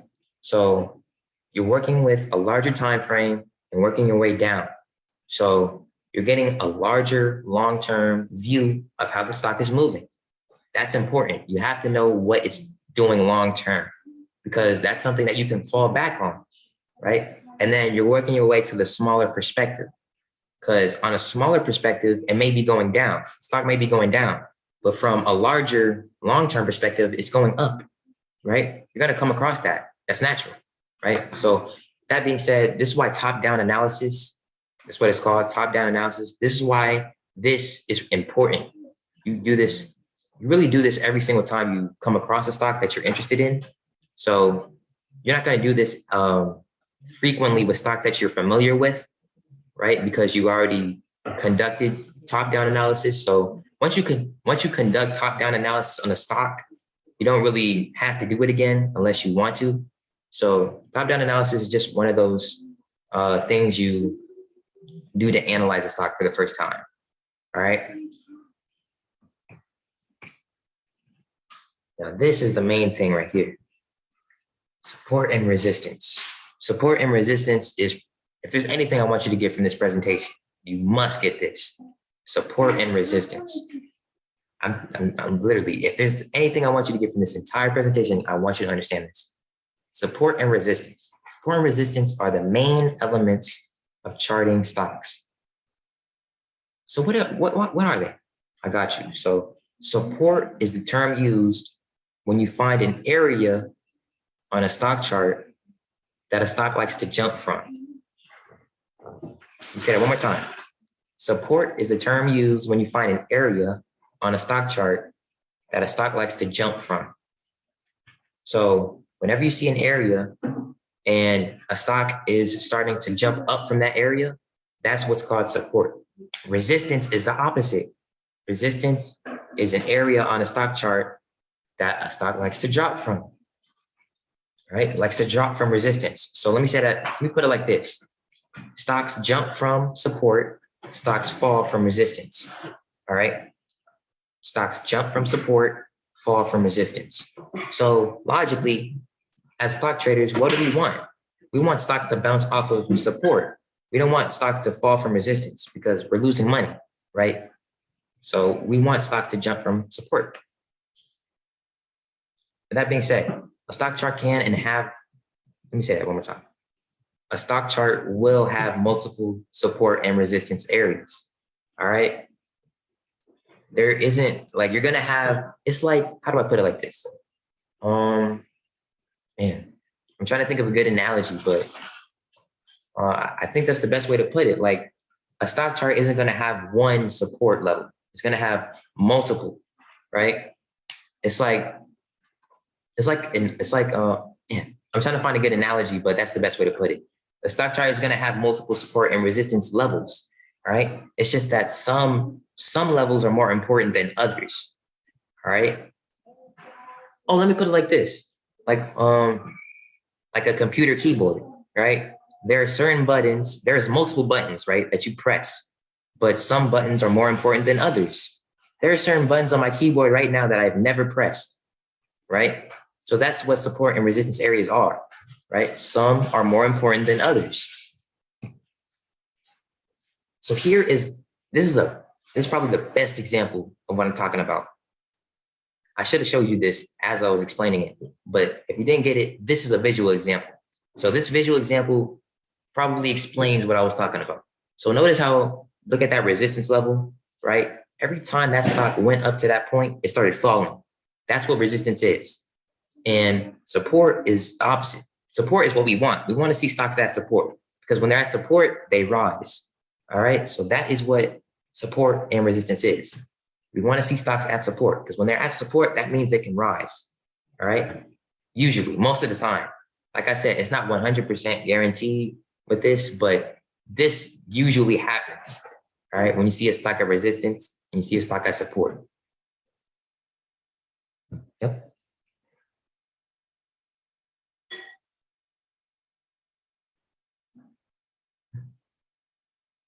All right. I just had to give y'all time to digest that. Now, we're going to go into what indicators are.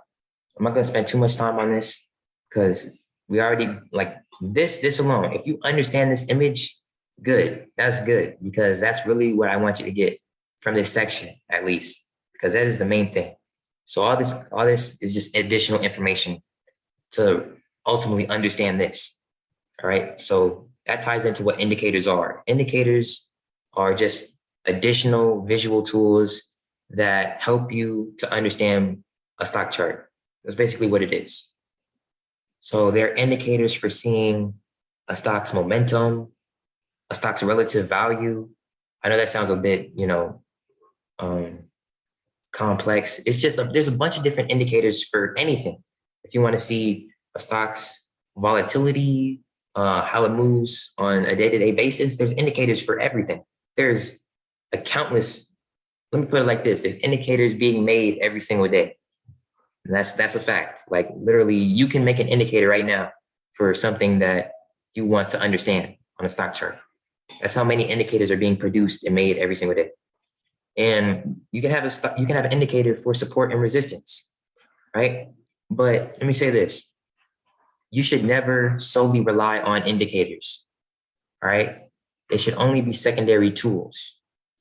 So I don't have any real I don't have any images of what indicators would look like right now in this section, but I will come across that. You will come across that later on in this presentation. But as long as you understand this, then you don't even need to worry about this. All right. I recommend that you just understand this. You understand this, you're good. You don't really need anything else. But it's just additional information. All right. So this is what indicators are. They're just additional visual tools that help you understand a stock chart. Now, bullish candlestick patterns. Let me say this. The best way to explain what it is that you're seeing right now, I just want you to write, there are multiple bullish candlestick patterns. Just write that down. There are multiple bullish candlestick patterns. Just write that down. There are multiple bullish candlestick patterns. And then under that, write bullish. Oh man. Under that, write down, when you see those patterns, a stock is probably going to go up. So bullish candlestick patterns mean the stock is going to go up. That's basically what that means. So there are several patterns. These are just two. And I don't even want to break these down because they are very complex. So I just want you to just write that down. Just bullish candlestick patterns means that stock is probably going to go up. There are several, there are hundreds, right? So I just want you to write that down. And there are bearish candlestick patterns, all right? So I just want you to write that down as well. There are bullish candlestick patterns and there are bearish candlestick patterns. I want you to research that on your own time. These are just some visual examples of what I'm talking about. I'm not going to elaborate on them because that will be confusing. All right. Got that down?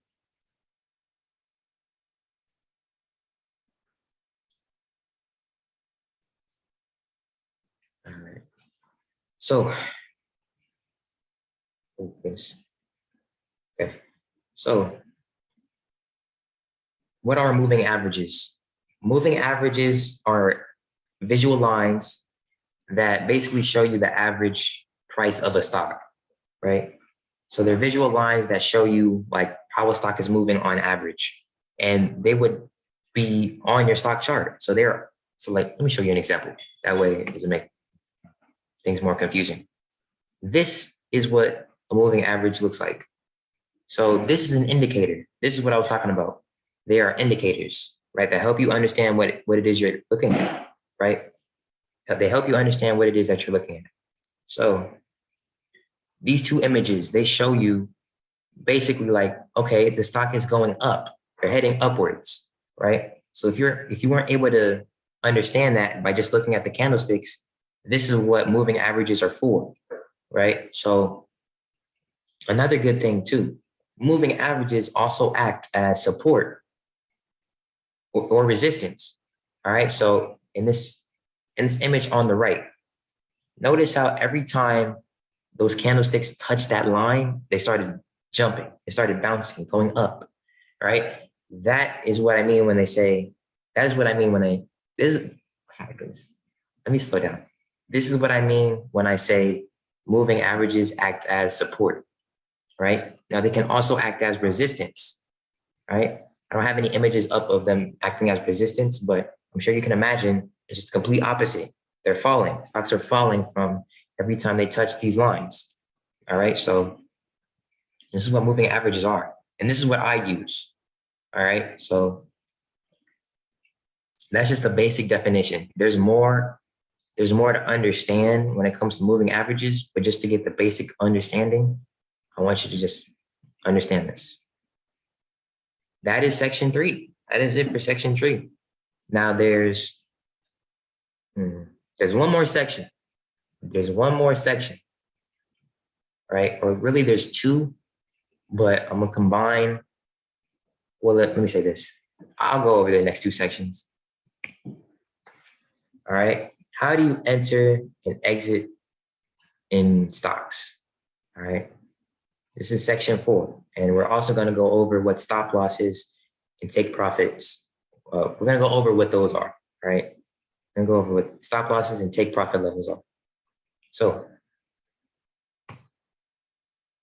I don't know who said this saying right here.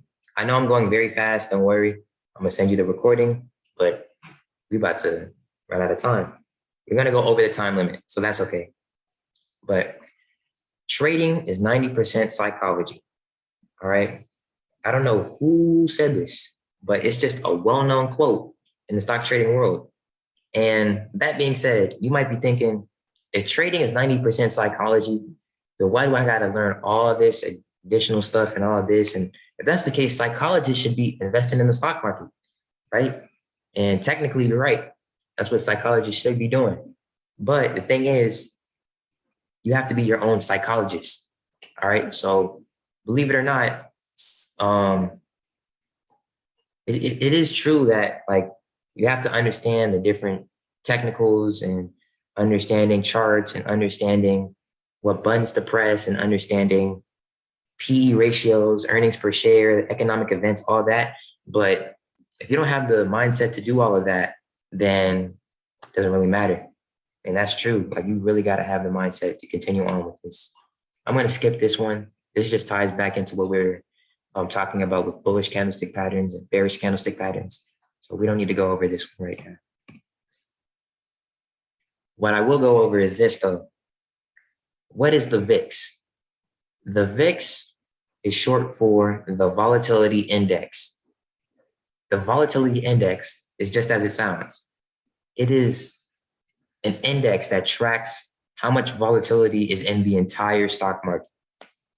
All right. It tracks the whole or the average volatility of the whole stock market. So it plays a crucial role in just understanding what the stock market is doing. So that being said, how do you utilize the VIX to your advantage? And the best way to is just to understand this simple fact.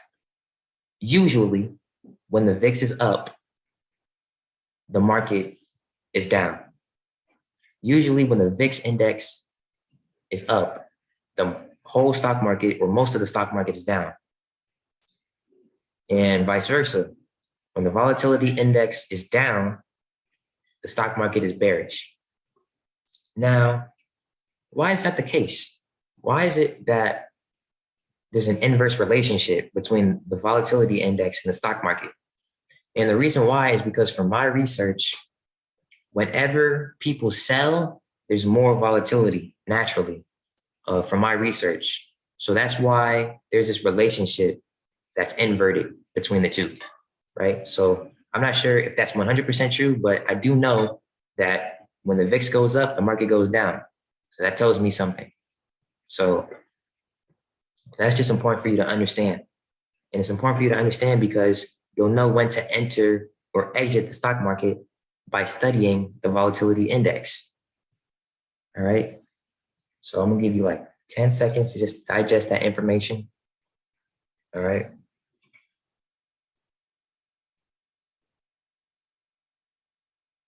Excuse me.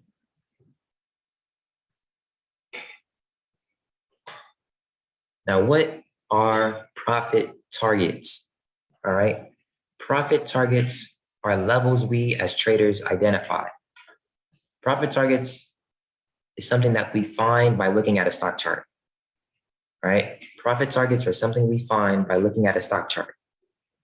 Now, like it's in the name. So it's a point. It's like, how do I say this? There are levels that you'd be willing to take profits at. So for this to make sense, like I said, you have to be looking at a stock chart. So on your right, you see this image, right? You see support levels and resistance levels. Let's say you were to buy this stock. The first time it touched the resistance, or the first time it touched the support level, sorry. Let's say you're to buy some shares of this stock the first time it touched the support level. Well, you'd be up a lot, right? Because shortly after it started skyrocketing or uptrending, right? So the point I'm trying to get at is these resistance levels should be acting as your profit targets, right? It should be acting as a point to where, okay, this is the highest it's probably going to go. Let me sell. Let me take some profit. That's what I'm trying to get you to understand. All right. Because notice how after it touched that resistance level, that first resistance level, it started going down. All right. So it's just important for you to understand that support levels, it's important for you to understand that resistance levels should act as a profit target, right? Hopefully that makes sense. That's basically the sum of this whole slide. Give you some time to just take in this information.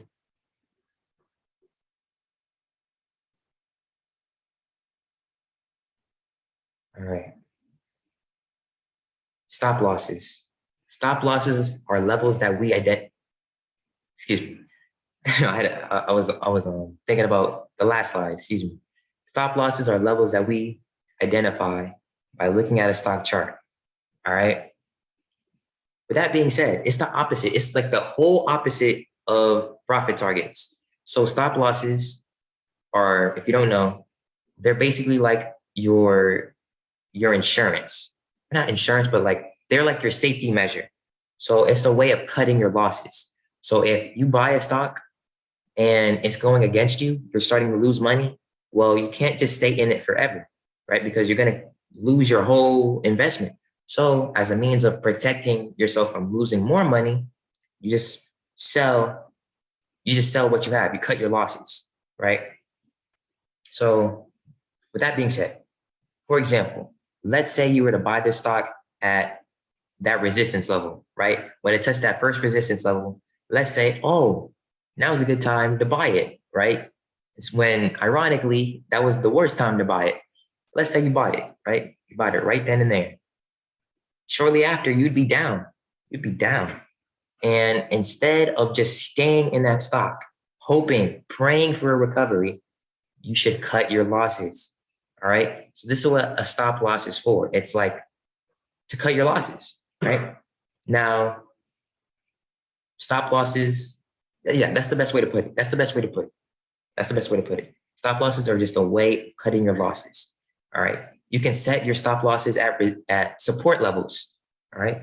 So you would set your profit targets at resistance levels, right, to let you know when to take profit. And you would set your stop losses at support levels to let you know, okay, this is where I got to cut my losses. It's going down too low. It's going down too much. All right. So that is what stop losses are, and that is what profit targets are. And you need to look at a stock chart to understand when to use profit targets and when to use stop losses. All right. So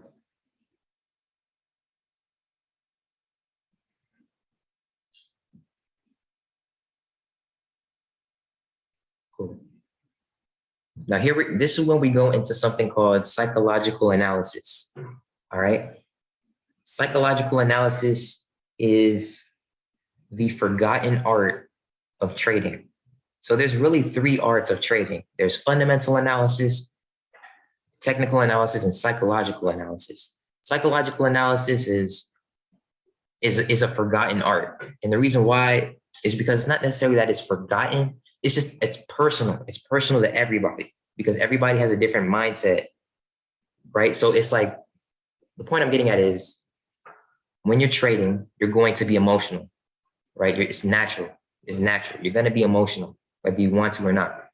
So the way you have to go about trading, especially if you trade for the first time, you have to just ignore all those natural like emotions that you're going to feel and just remain calm, right? Remain calm. And you got to be hopeful, right? You got to be hopeful, but focused, right? You don't want to just operate off of hope and just throw your money carelessly and hope for the best. No, that's not what you want to do. You want to remain calm. You want to do whatever makes you stay calm, right? Besides that, you should not express any other emotions. So, I mean, if you take a loss, you lose. Let's say you did everything you were supposed to do, right? You were very determined. You were very diligent in your research. You did everything you're supposed to do. You put your money into the stock and it crashes to zero, right? You cannot be mad. You cannot be mad. You want to know why? Because there's a reason for that. There's always a reason. That's what I learned. By 3 years of experience, there's always a reason why a stock goes up or down. So even though you took that loss and it was very crazy and it made no sense, you cannot be mad. You cannot be mad, right? Because there's always a reason for it. So, and you have to also understand whatever you lost, you can make back, right? You can make that back, right? And you also have to understand something called risk management, right? Don't put your whole account or don't put your life savings on the line, right? Don't put all your eggs into one basket. So when you put all your eggs into one basket, that's going to make you emotional. So that's important to understand it as well. But back to the emotional control aspect, by expressing excessive positive or negative emotions, you put yourself at more risk of psychological trauma. All right. I'm not going to lie. I took some losses that traumatized me a little bit. It made me a little bit hesitant to going back into the stock market again. But through certain forms of therapy that I'll be going over shortly, I was able to overcome that, right? And I was able to start making 300 in a couple of days or 400 in a couple of days, all right? But I also had to understand that losses were a part of that. Losses were a part of the process of making wins. So you have to also understand that as well. But you can control your wins. I mean, you can control your losses. You can mitigate them. All right. So it's important to understand that you shouldn't trade or operate off of emotions, only intelligence and wisdom. Right. I know I spent a lot of time on this slide because that slide resonates deeply with me and probably with every trader, because emotions will get you to realize how much of an enemy your own self can be. So I just think that's very deep. I'm going to skip this story time. Like I said, this is a recording. So once you have this, you can pause it and read it for yourself. But yeah, there's a lesson in that story time, but we don't have time for that right now. We don't have time for that one either. That's part of the story time. This is what we do have time for. This is what I have to cover. There are three different, let me go to this one. There are three different buy orders. All right. So there's different versions of buying a stock. As weird as that may sound. There's different, or let me say this, there's different ways to buy a stock. There's three different ways to buy a stock. You can buy a stock with a limit order. You can buy a stock with something called a market order, or you can buy a stock with something called a stop order. Now, each order has a different function. Each order has a different function. When you buy a stock using a limit order, you're trying to buy a stock at a specific low point, or you're trying to buy a stock when it hits when it hits a certain low point. So you're trying to buy a stock when it goes down a little bit more, right? And the reason you would do that is because you're trying to get it at a discount, right? So that's what a limit order is for. A market order, the purpose of a market order is to just buy your stock immediately, right? So like if you were like in a dire situation and you wanted to buy a stock immediately, that is what a market order is for, right? It just does it immediately for you. Now, the only bad thing about market orders is that because its function is to get you in the stock as fast as possible, it's not going to be trying to focus on getting you in at the best deal. It's probably going to get you in at the worst deal possible because, you're trying to get in it fast. So that's why market orders, I don't tend to use them at all. But that is what market orders are. And lastly, stop orders. What is a stop order for? The function or purpose of a stop order is to buy a stock at a specific high point. So let's say a stock was like $100, but you didn't want to buy it at $100.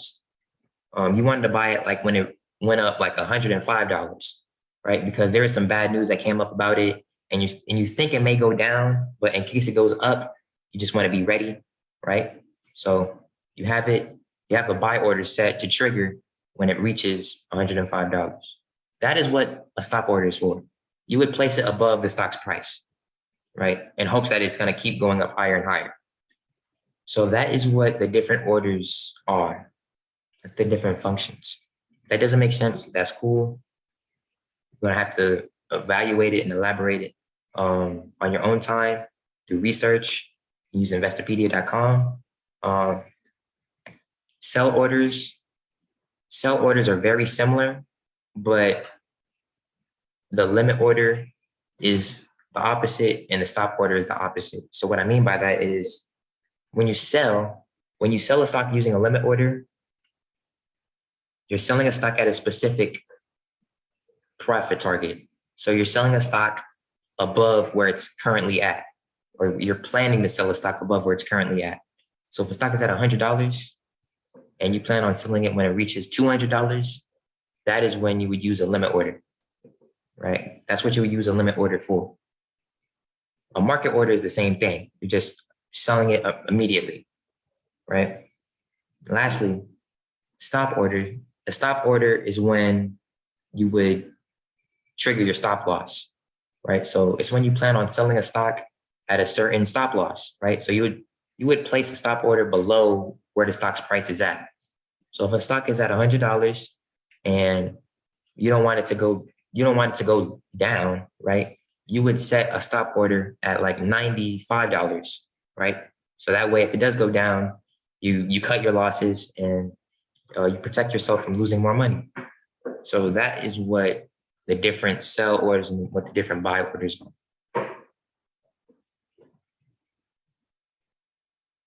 Right. So I just want to give you some time to get that. Risk management is important to understand as well. My mentor taught me that I should have a stop loss of 15% on my day trades, or not my day trades. Let me say that one more time. I don't want to confuse y'all because I have a lot of information that I have to get to soon, and it's getting misconstrued with what I got to talk about now. So just bear with me. Let me say that one more time. My mentor taught me that I have to have a stop loss of 15% on my trades. All right. So no matter what I'm trading, no matter when I'm trading it, no matter how I'm trading it, I should have a stop loss of 15% on my trades. All right. So if I'm putting $100 on the line, once I lose $15, let me just cut it. Just cut it. Let it go. That way you don't lose more. That way you don't lose a whole $100. So that's what stop losses are for. He taught me never to risk a majority of my account on any trade, right? So don't put your whole life savings into any trade, right? Be wise with how you're managing your money, right? Don't put you get what I'm trying to get at. Don't put a majority of your account on any trade, right? And he taught me to take profits when you're up 20% or 30% on a trade, right? So in perspective, if you're buying a stock and you're up 20%, 30%, take profit, because you're going to feel the urge to stay in it in hopes that it's going to go up higher. Don't do that. Take profit. The stock market is going to be open another day and you're going to see an opportunity. All right. That's the one thing that I kind of fail to understand when I'm trading, even now a little bit. It's like when I'm up on a trade and I take profits, I feel a bit of regret because I feel like I can make more money, but then I forget that every day or every other day, there's going to be another opportunity to make more money. That's what I kind of fail to understand. But anyway, he taught me to always watch the indexes. This is something you should write down. Always watch the 3 indexes. The 3 indexes that you should always watch are the QQQ, the DIA, and the SPY. Always watch those indexes, QQQ, the DIA, and SPY. Now, those indexes are very important because they represent the whole stock market. They represent essentially the whole stock market. So that being said, if those 3 go up, that means more than likely the whole stock market is going up because they represent a collection of multiple stocks. So if you see the QQQ go up, or if you see the DIA go up, or the SPY go up, that means all those other stocks that make up those indexes are probably going up as well, and vice versa. If those indexes go down, that means all those other stocks that make up those indexes are probably going down as well. So they're basically like the fathers of the stock market, the founding fathers, basically. All right. Now, that's really what I want you to get from this slide. That's all I'm going to mention. There is 2 more points, but just for time's sake, I want to get to the next slide. All right. So how to handle a win. Very simple, straight to the point. Step 1, remain focused, calm, and thankful, right? Thankful that you were able to take a win, didn't take a loss, right? Step 2, go back and review the factors that contributed to your win, to your success. Review it. Step 3, remain objective and remember the stock that you traded and how you traded it. Take note of how you traded it. That's important. Take note of how you traded it, right? Did you buy it at support? Did you buy it at resistance? What did you do? Take note of that. Take note of how you traded it. Step 4, do not take another trade for the day. If you take a win, naturally, you're going to feel confident. You're going to feel sure of yourself. So out of your confidence, you may feel as though you're, how do I say this? You may feel as though you don't need to do you may feel as though you need to take another trade. Let me just put it like that. You may feel as though you may need to take another trade. Don't do that. Because out of your confidence, you may be overconfident and end up losing money on a trade that you should have never took. So always remain humble. That's basically what I'm trying to get at. Remain humble.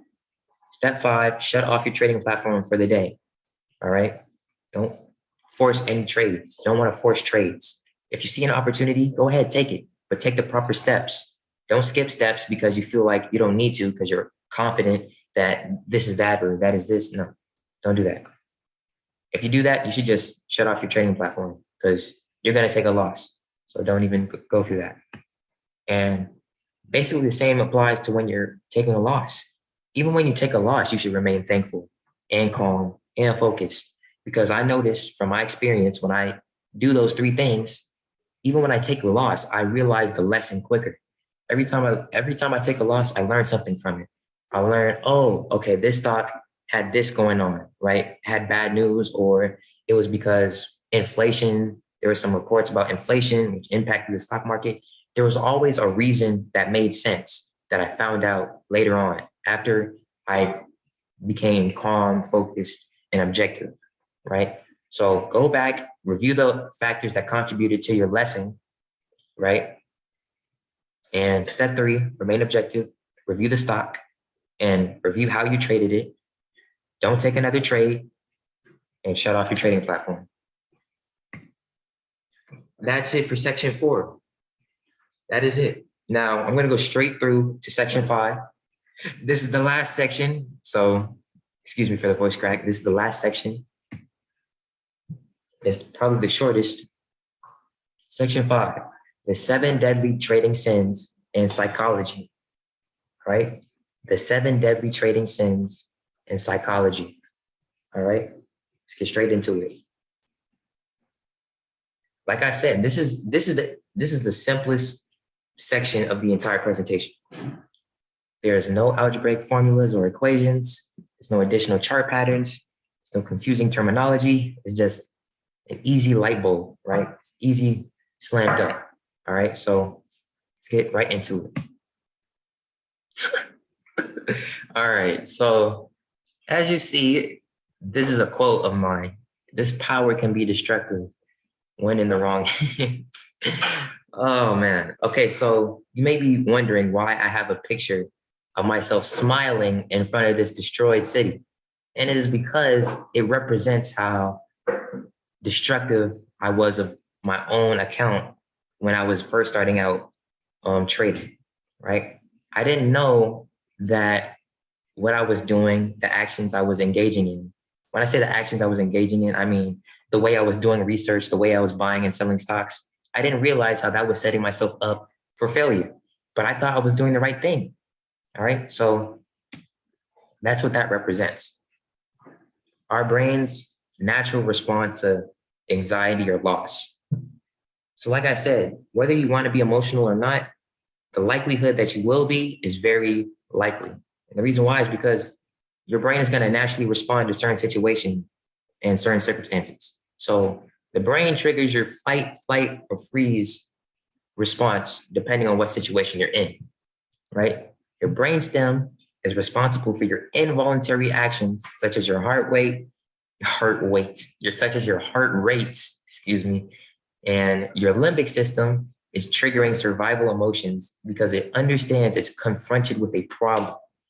Now, I'm saying all of this because I want you to understand how much little control you have, right? Because this is your body operating the way it's supposed to, right? But just think about this. Your brainstem is doing all of this, it's controlling your heart rate involuntarily. Your limbic system is doing all of this, triggering your emotions, right? So this is how you're going to be confronted with emotions you don't necessarily want to encounter, right? It's because it's just a natural response. So how do we face these emotions? Or better yet, when you're faced with these emotions, they can trigger certain sins in trading. And that brings me to the 7 deadly trading sins. All right. So what are the 7 deadly trading sins? It's very simple to understand, y'all. So sin number 1, thou shalt not taketh another trade after thy loss. Basically what I was saying in the first slide or the last slide, right? Don't trade off of anger and frustration. So when you take a loss, naturally, you may be a bit heated, right? You may be a bit agitated. So you may try to take another trade out of your anger and frustration, and that's going to set you up for a loss, another loss, right? So when you take a loss on a trade, remember, do the 5 steps, stay focused, stay calm, Be thankful, stay humble. Review what you did. Review how you traded that stock. What contributed to your loss? Shut off your, trading platform and close the computer. Don't take another trade, right? Sometimes you may see a solid opportunity after you took a loss. You may have to miss it. But it depends on you. It depends on whether you're in the right state of mind to where you see a solid opportunity, not because of your anger and frustration, but because of the fact that, okay, I'm willing to put away my emotions. I'm willing to remain objective and go through the process again. If you're willing to do that, then that's cool. All right. But if you're a beginner, it may be difficult for you to do that. It was difficult for me. I was not trying to do that. And that's how I lost a lot of my money. All right. So revenge trading is sin number one. Gambling.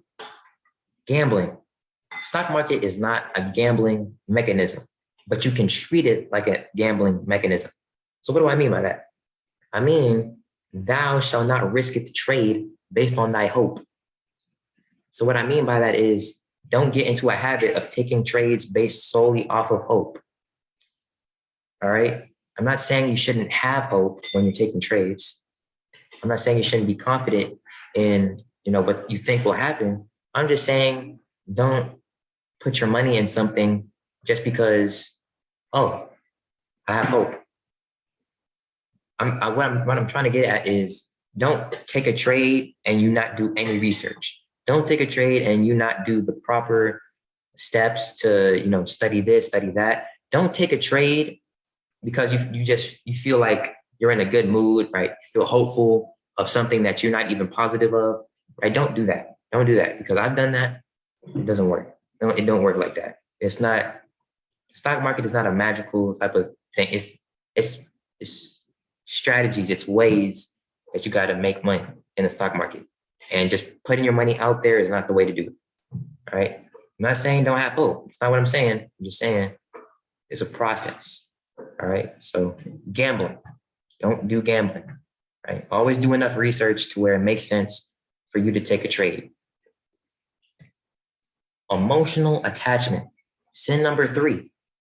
Thou shalt not marry a maidenless stock.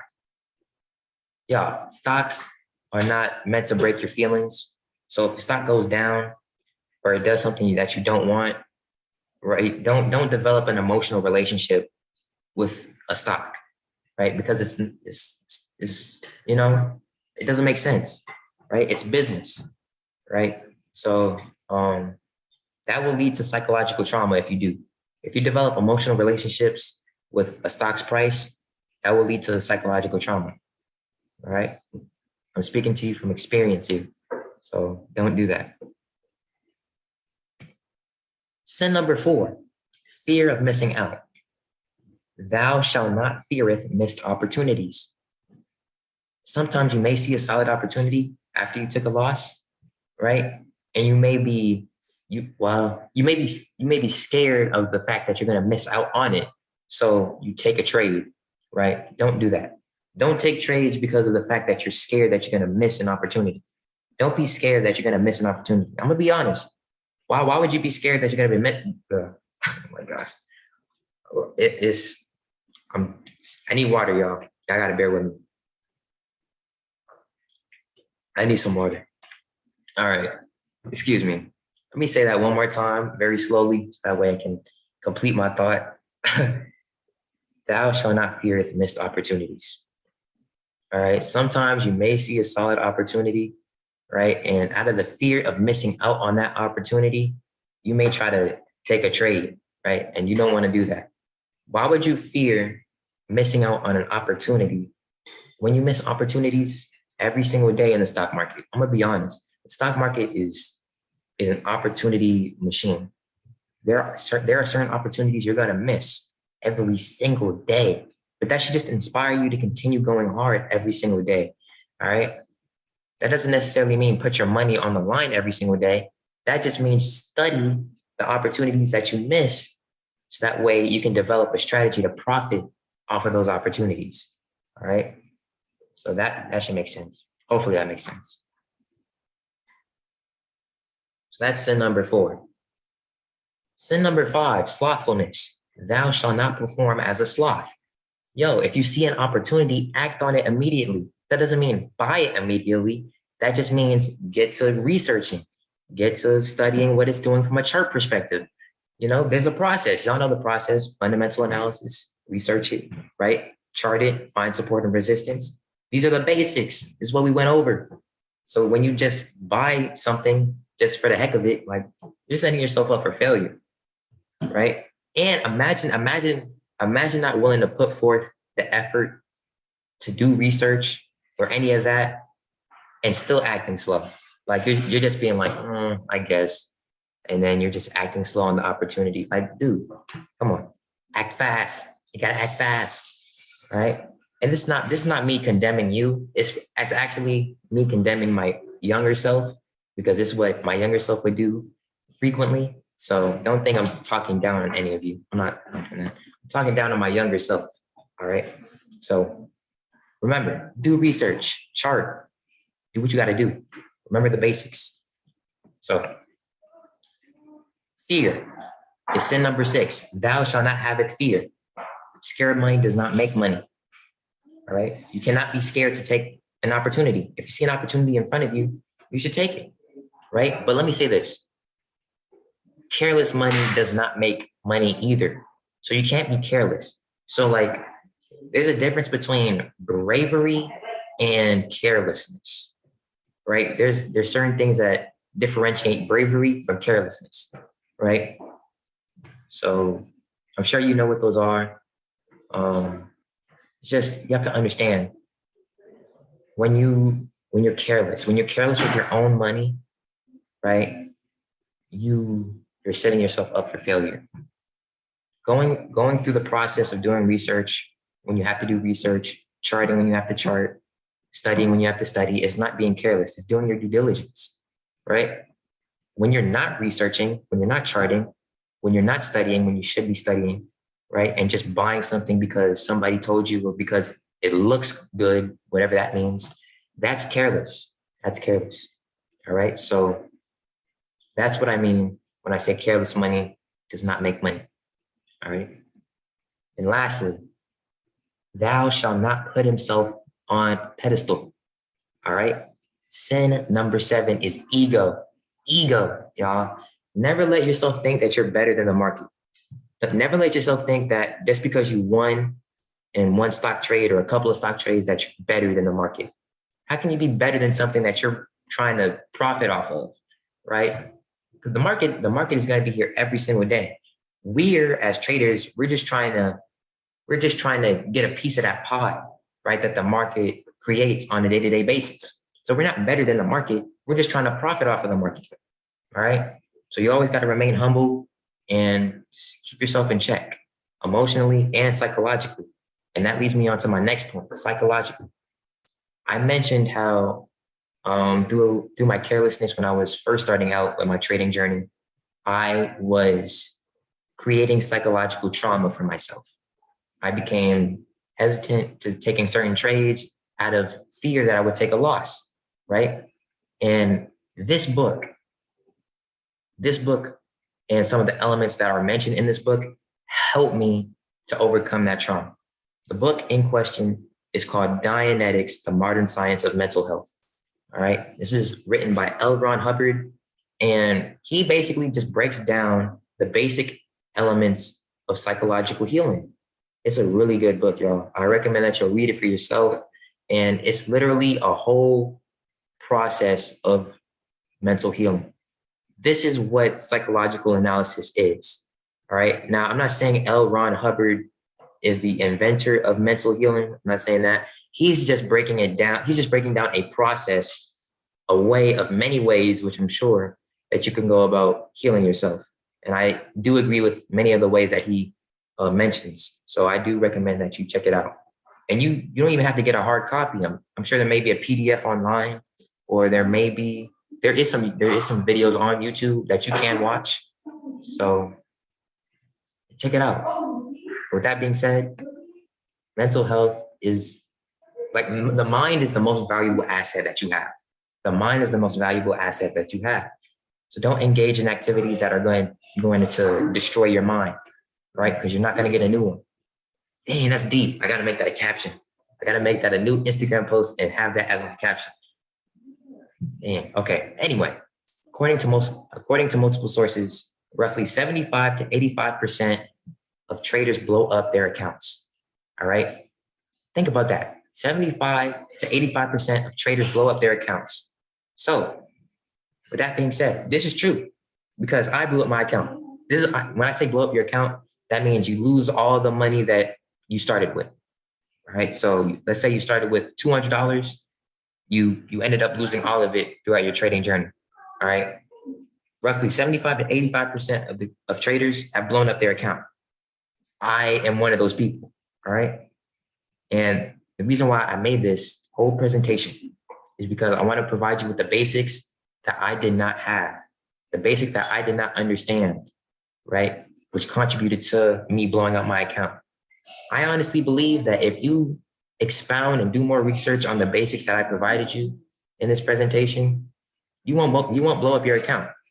If you blow up your account, then at least it'll be because of whatever the market is doing. And it won't be because of you, right? It won't be because you're emotional, you're doing all this, all that. No, at least it'll be because just inconsistency in the markets, all right? Because that's one way you can blow up your account.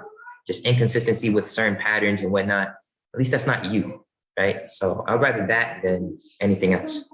I'd rather have that happen. So that being said, my takeaway for you is it took me 3.5 years to gain and develop a thorough, comprehensive understanding of the information I've shared throughout this presentation.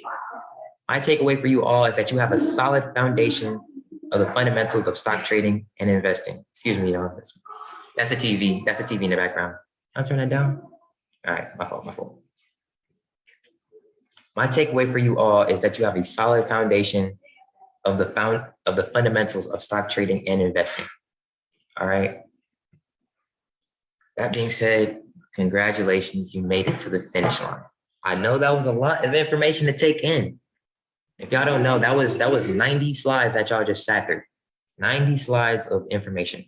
So I don't expect you to remember all of it at once, but y'all don't believe me? Hold on. Y'all don't believe me.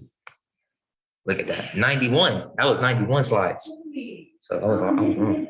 But like I said, I greatly appreciate tapping in.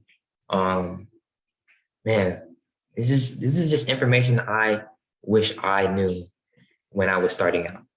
But the information isn't out there for us to know. So I just wanted to contribute to a change to that. Right. So that being said, I greatly appreciate all you willing to tap in. Nathan, I thank you. I thank you too. Please, if you can, just spread the message, because I will end up selling this recording to others who weren't able to tap in. But y'all tapped in person, so that's all that matters.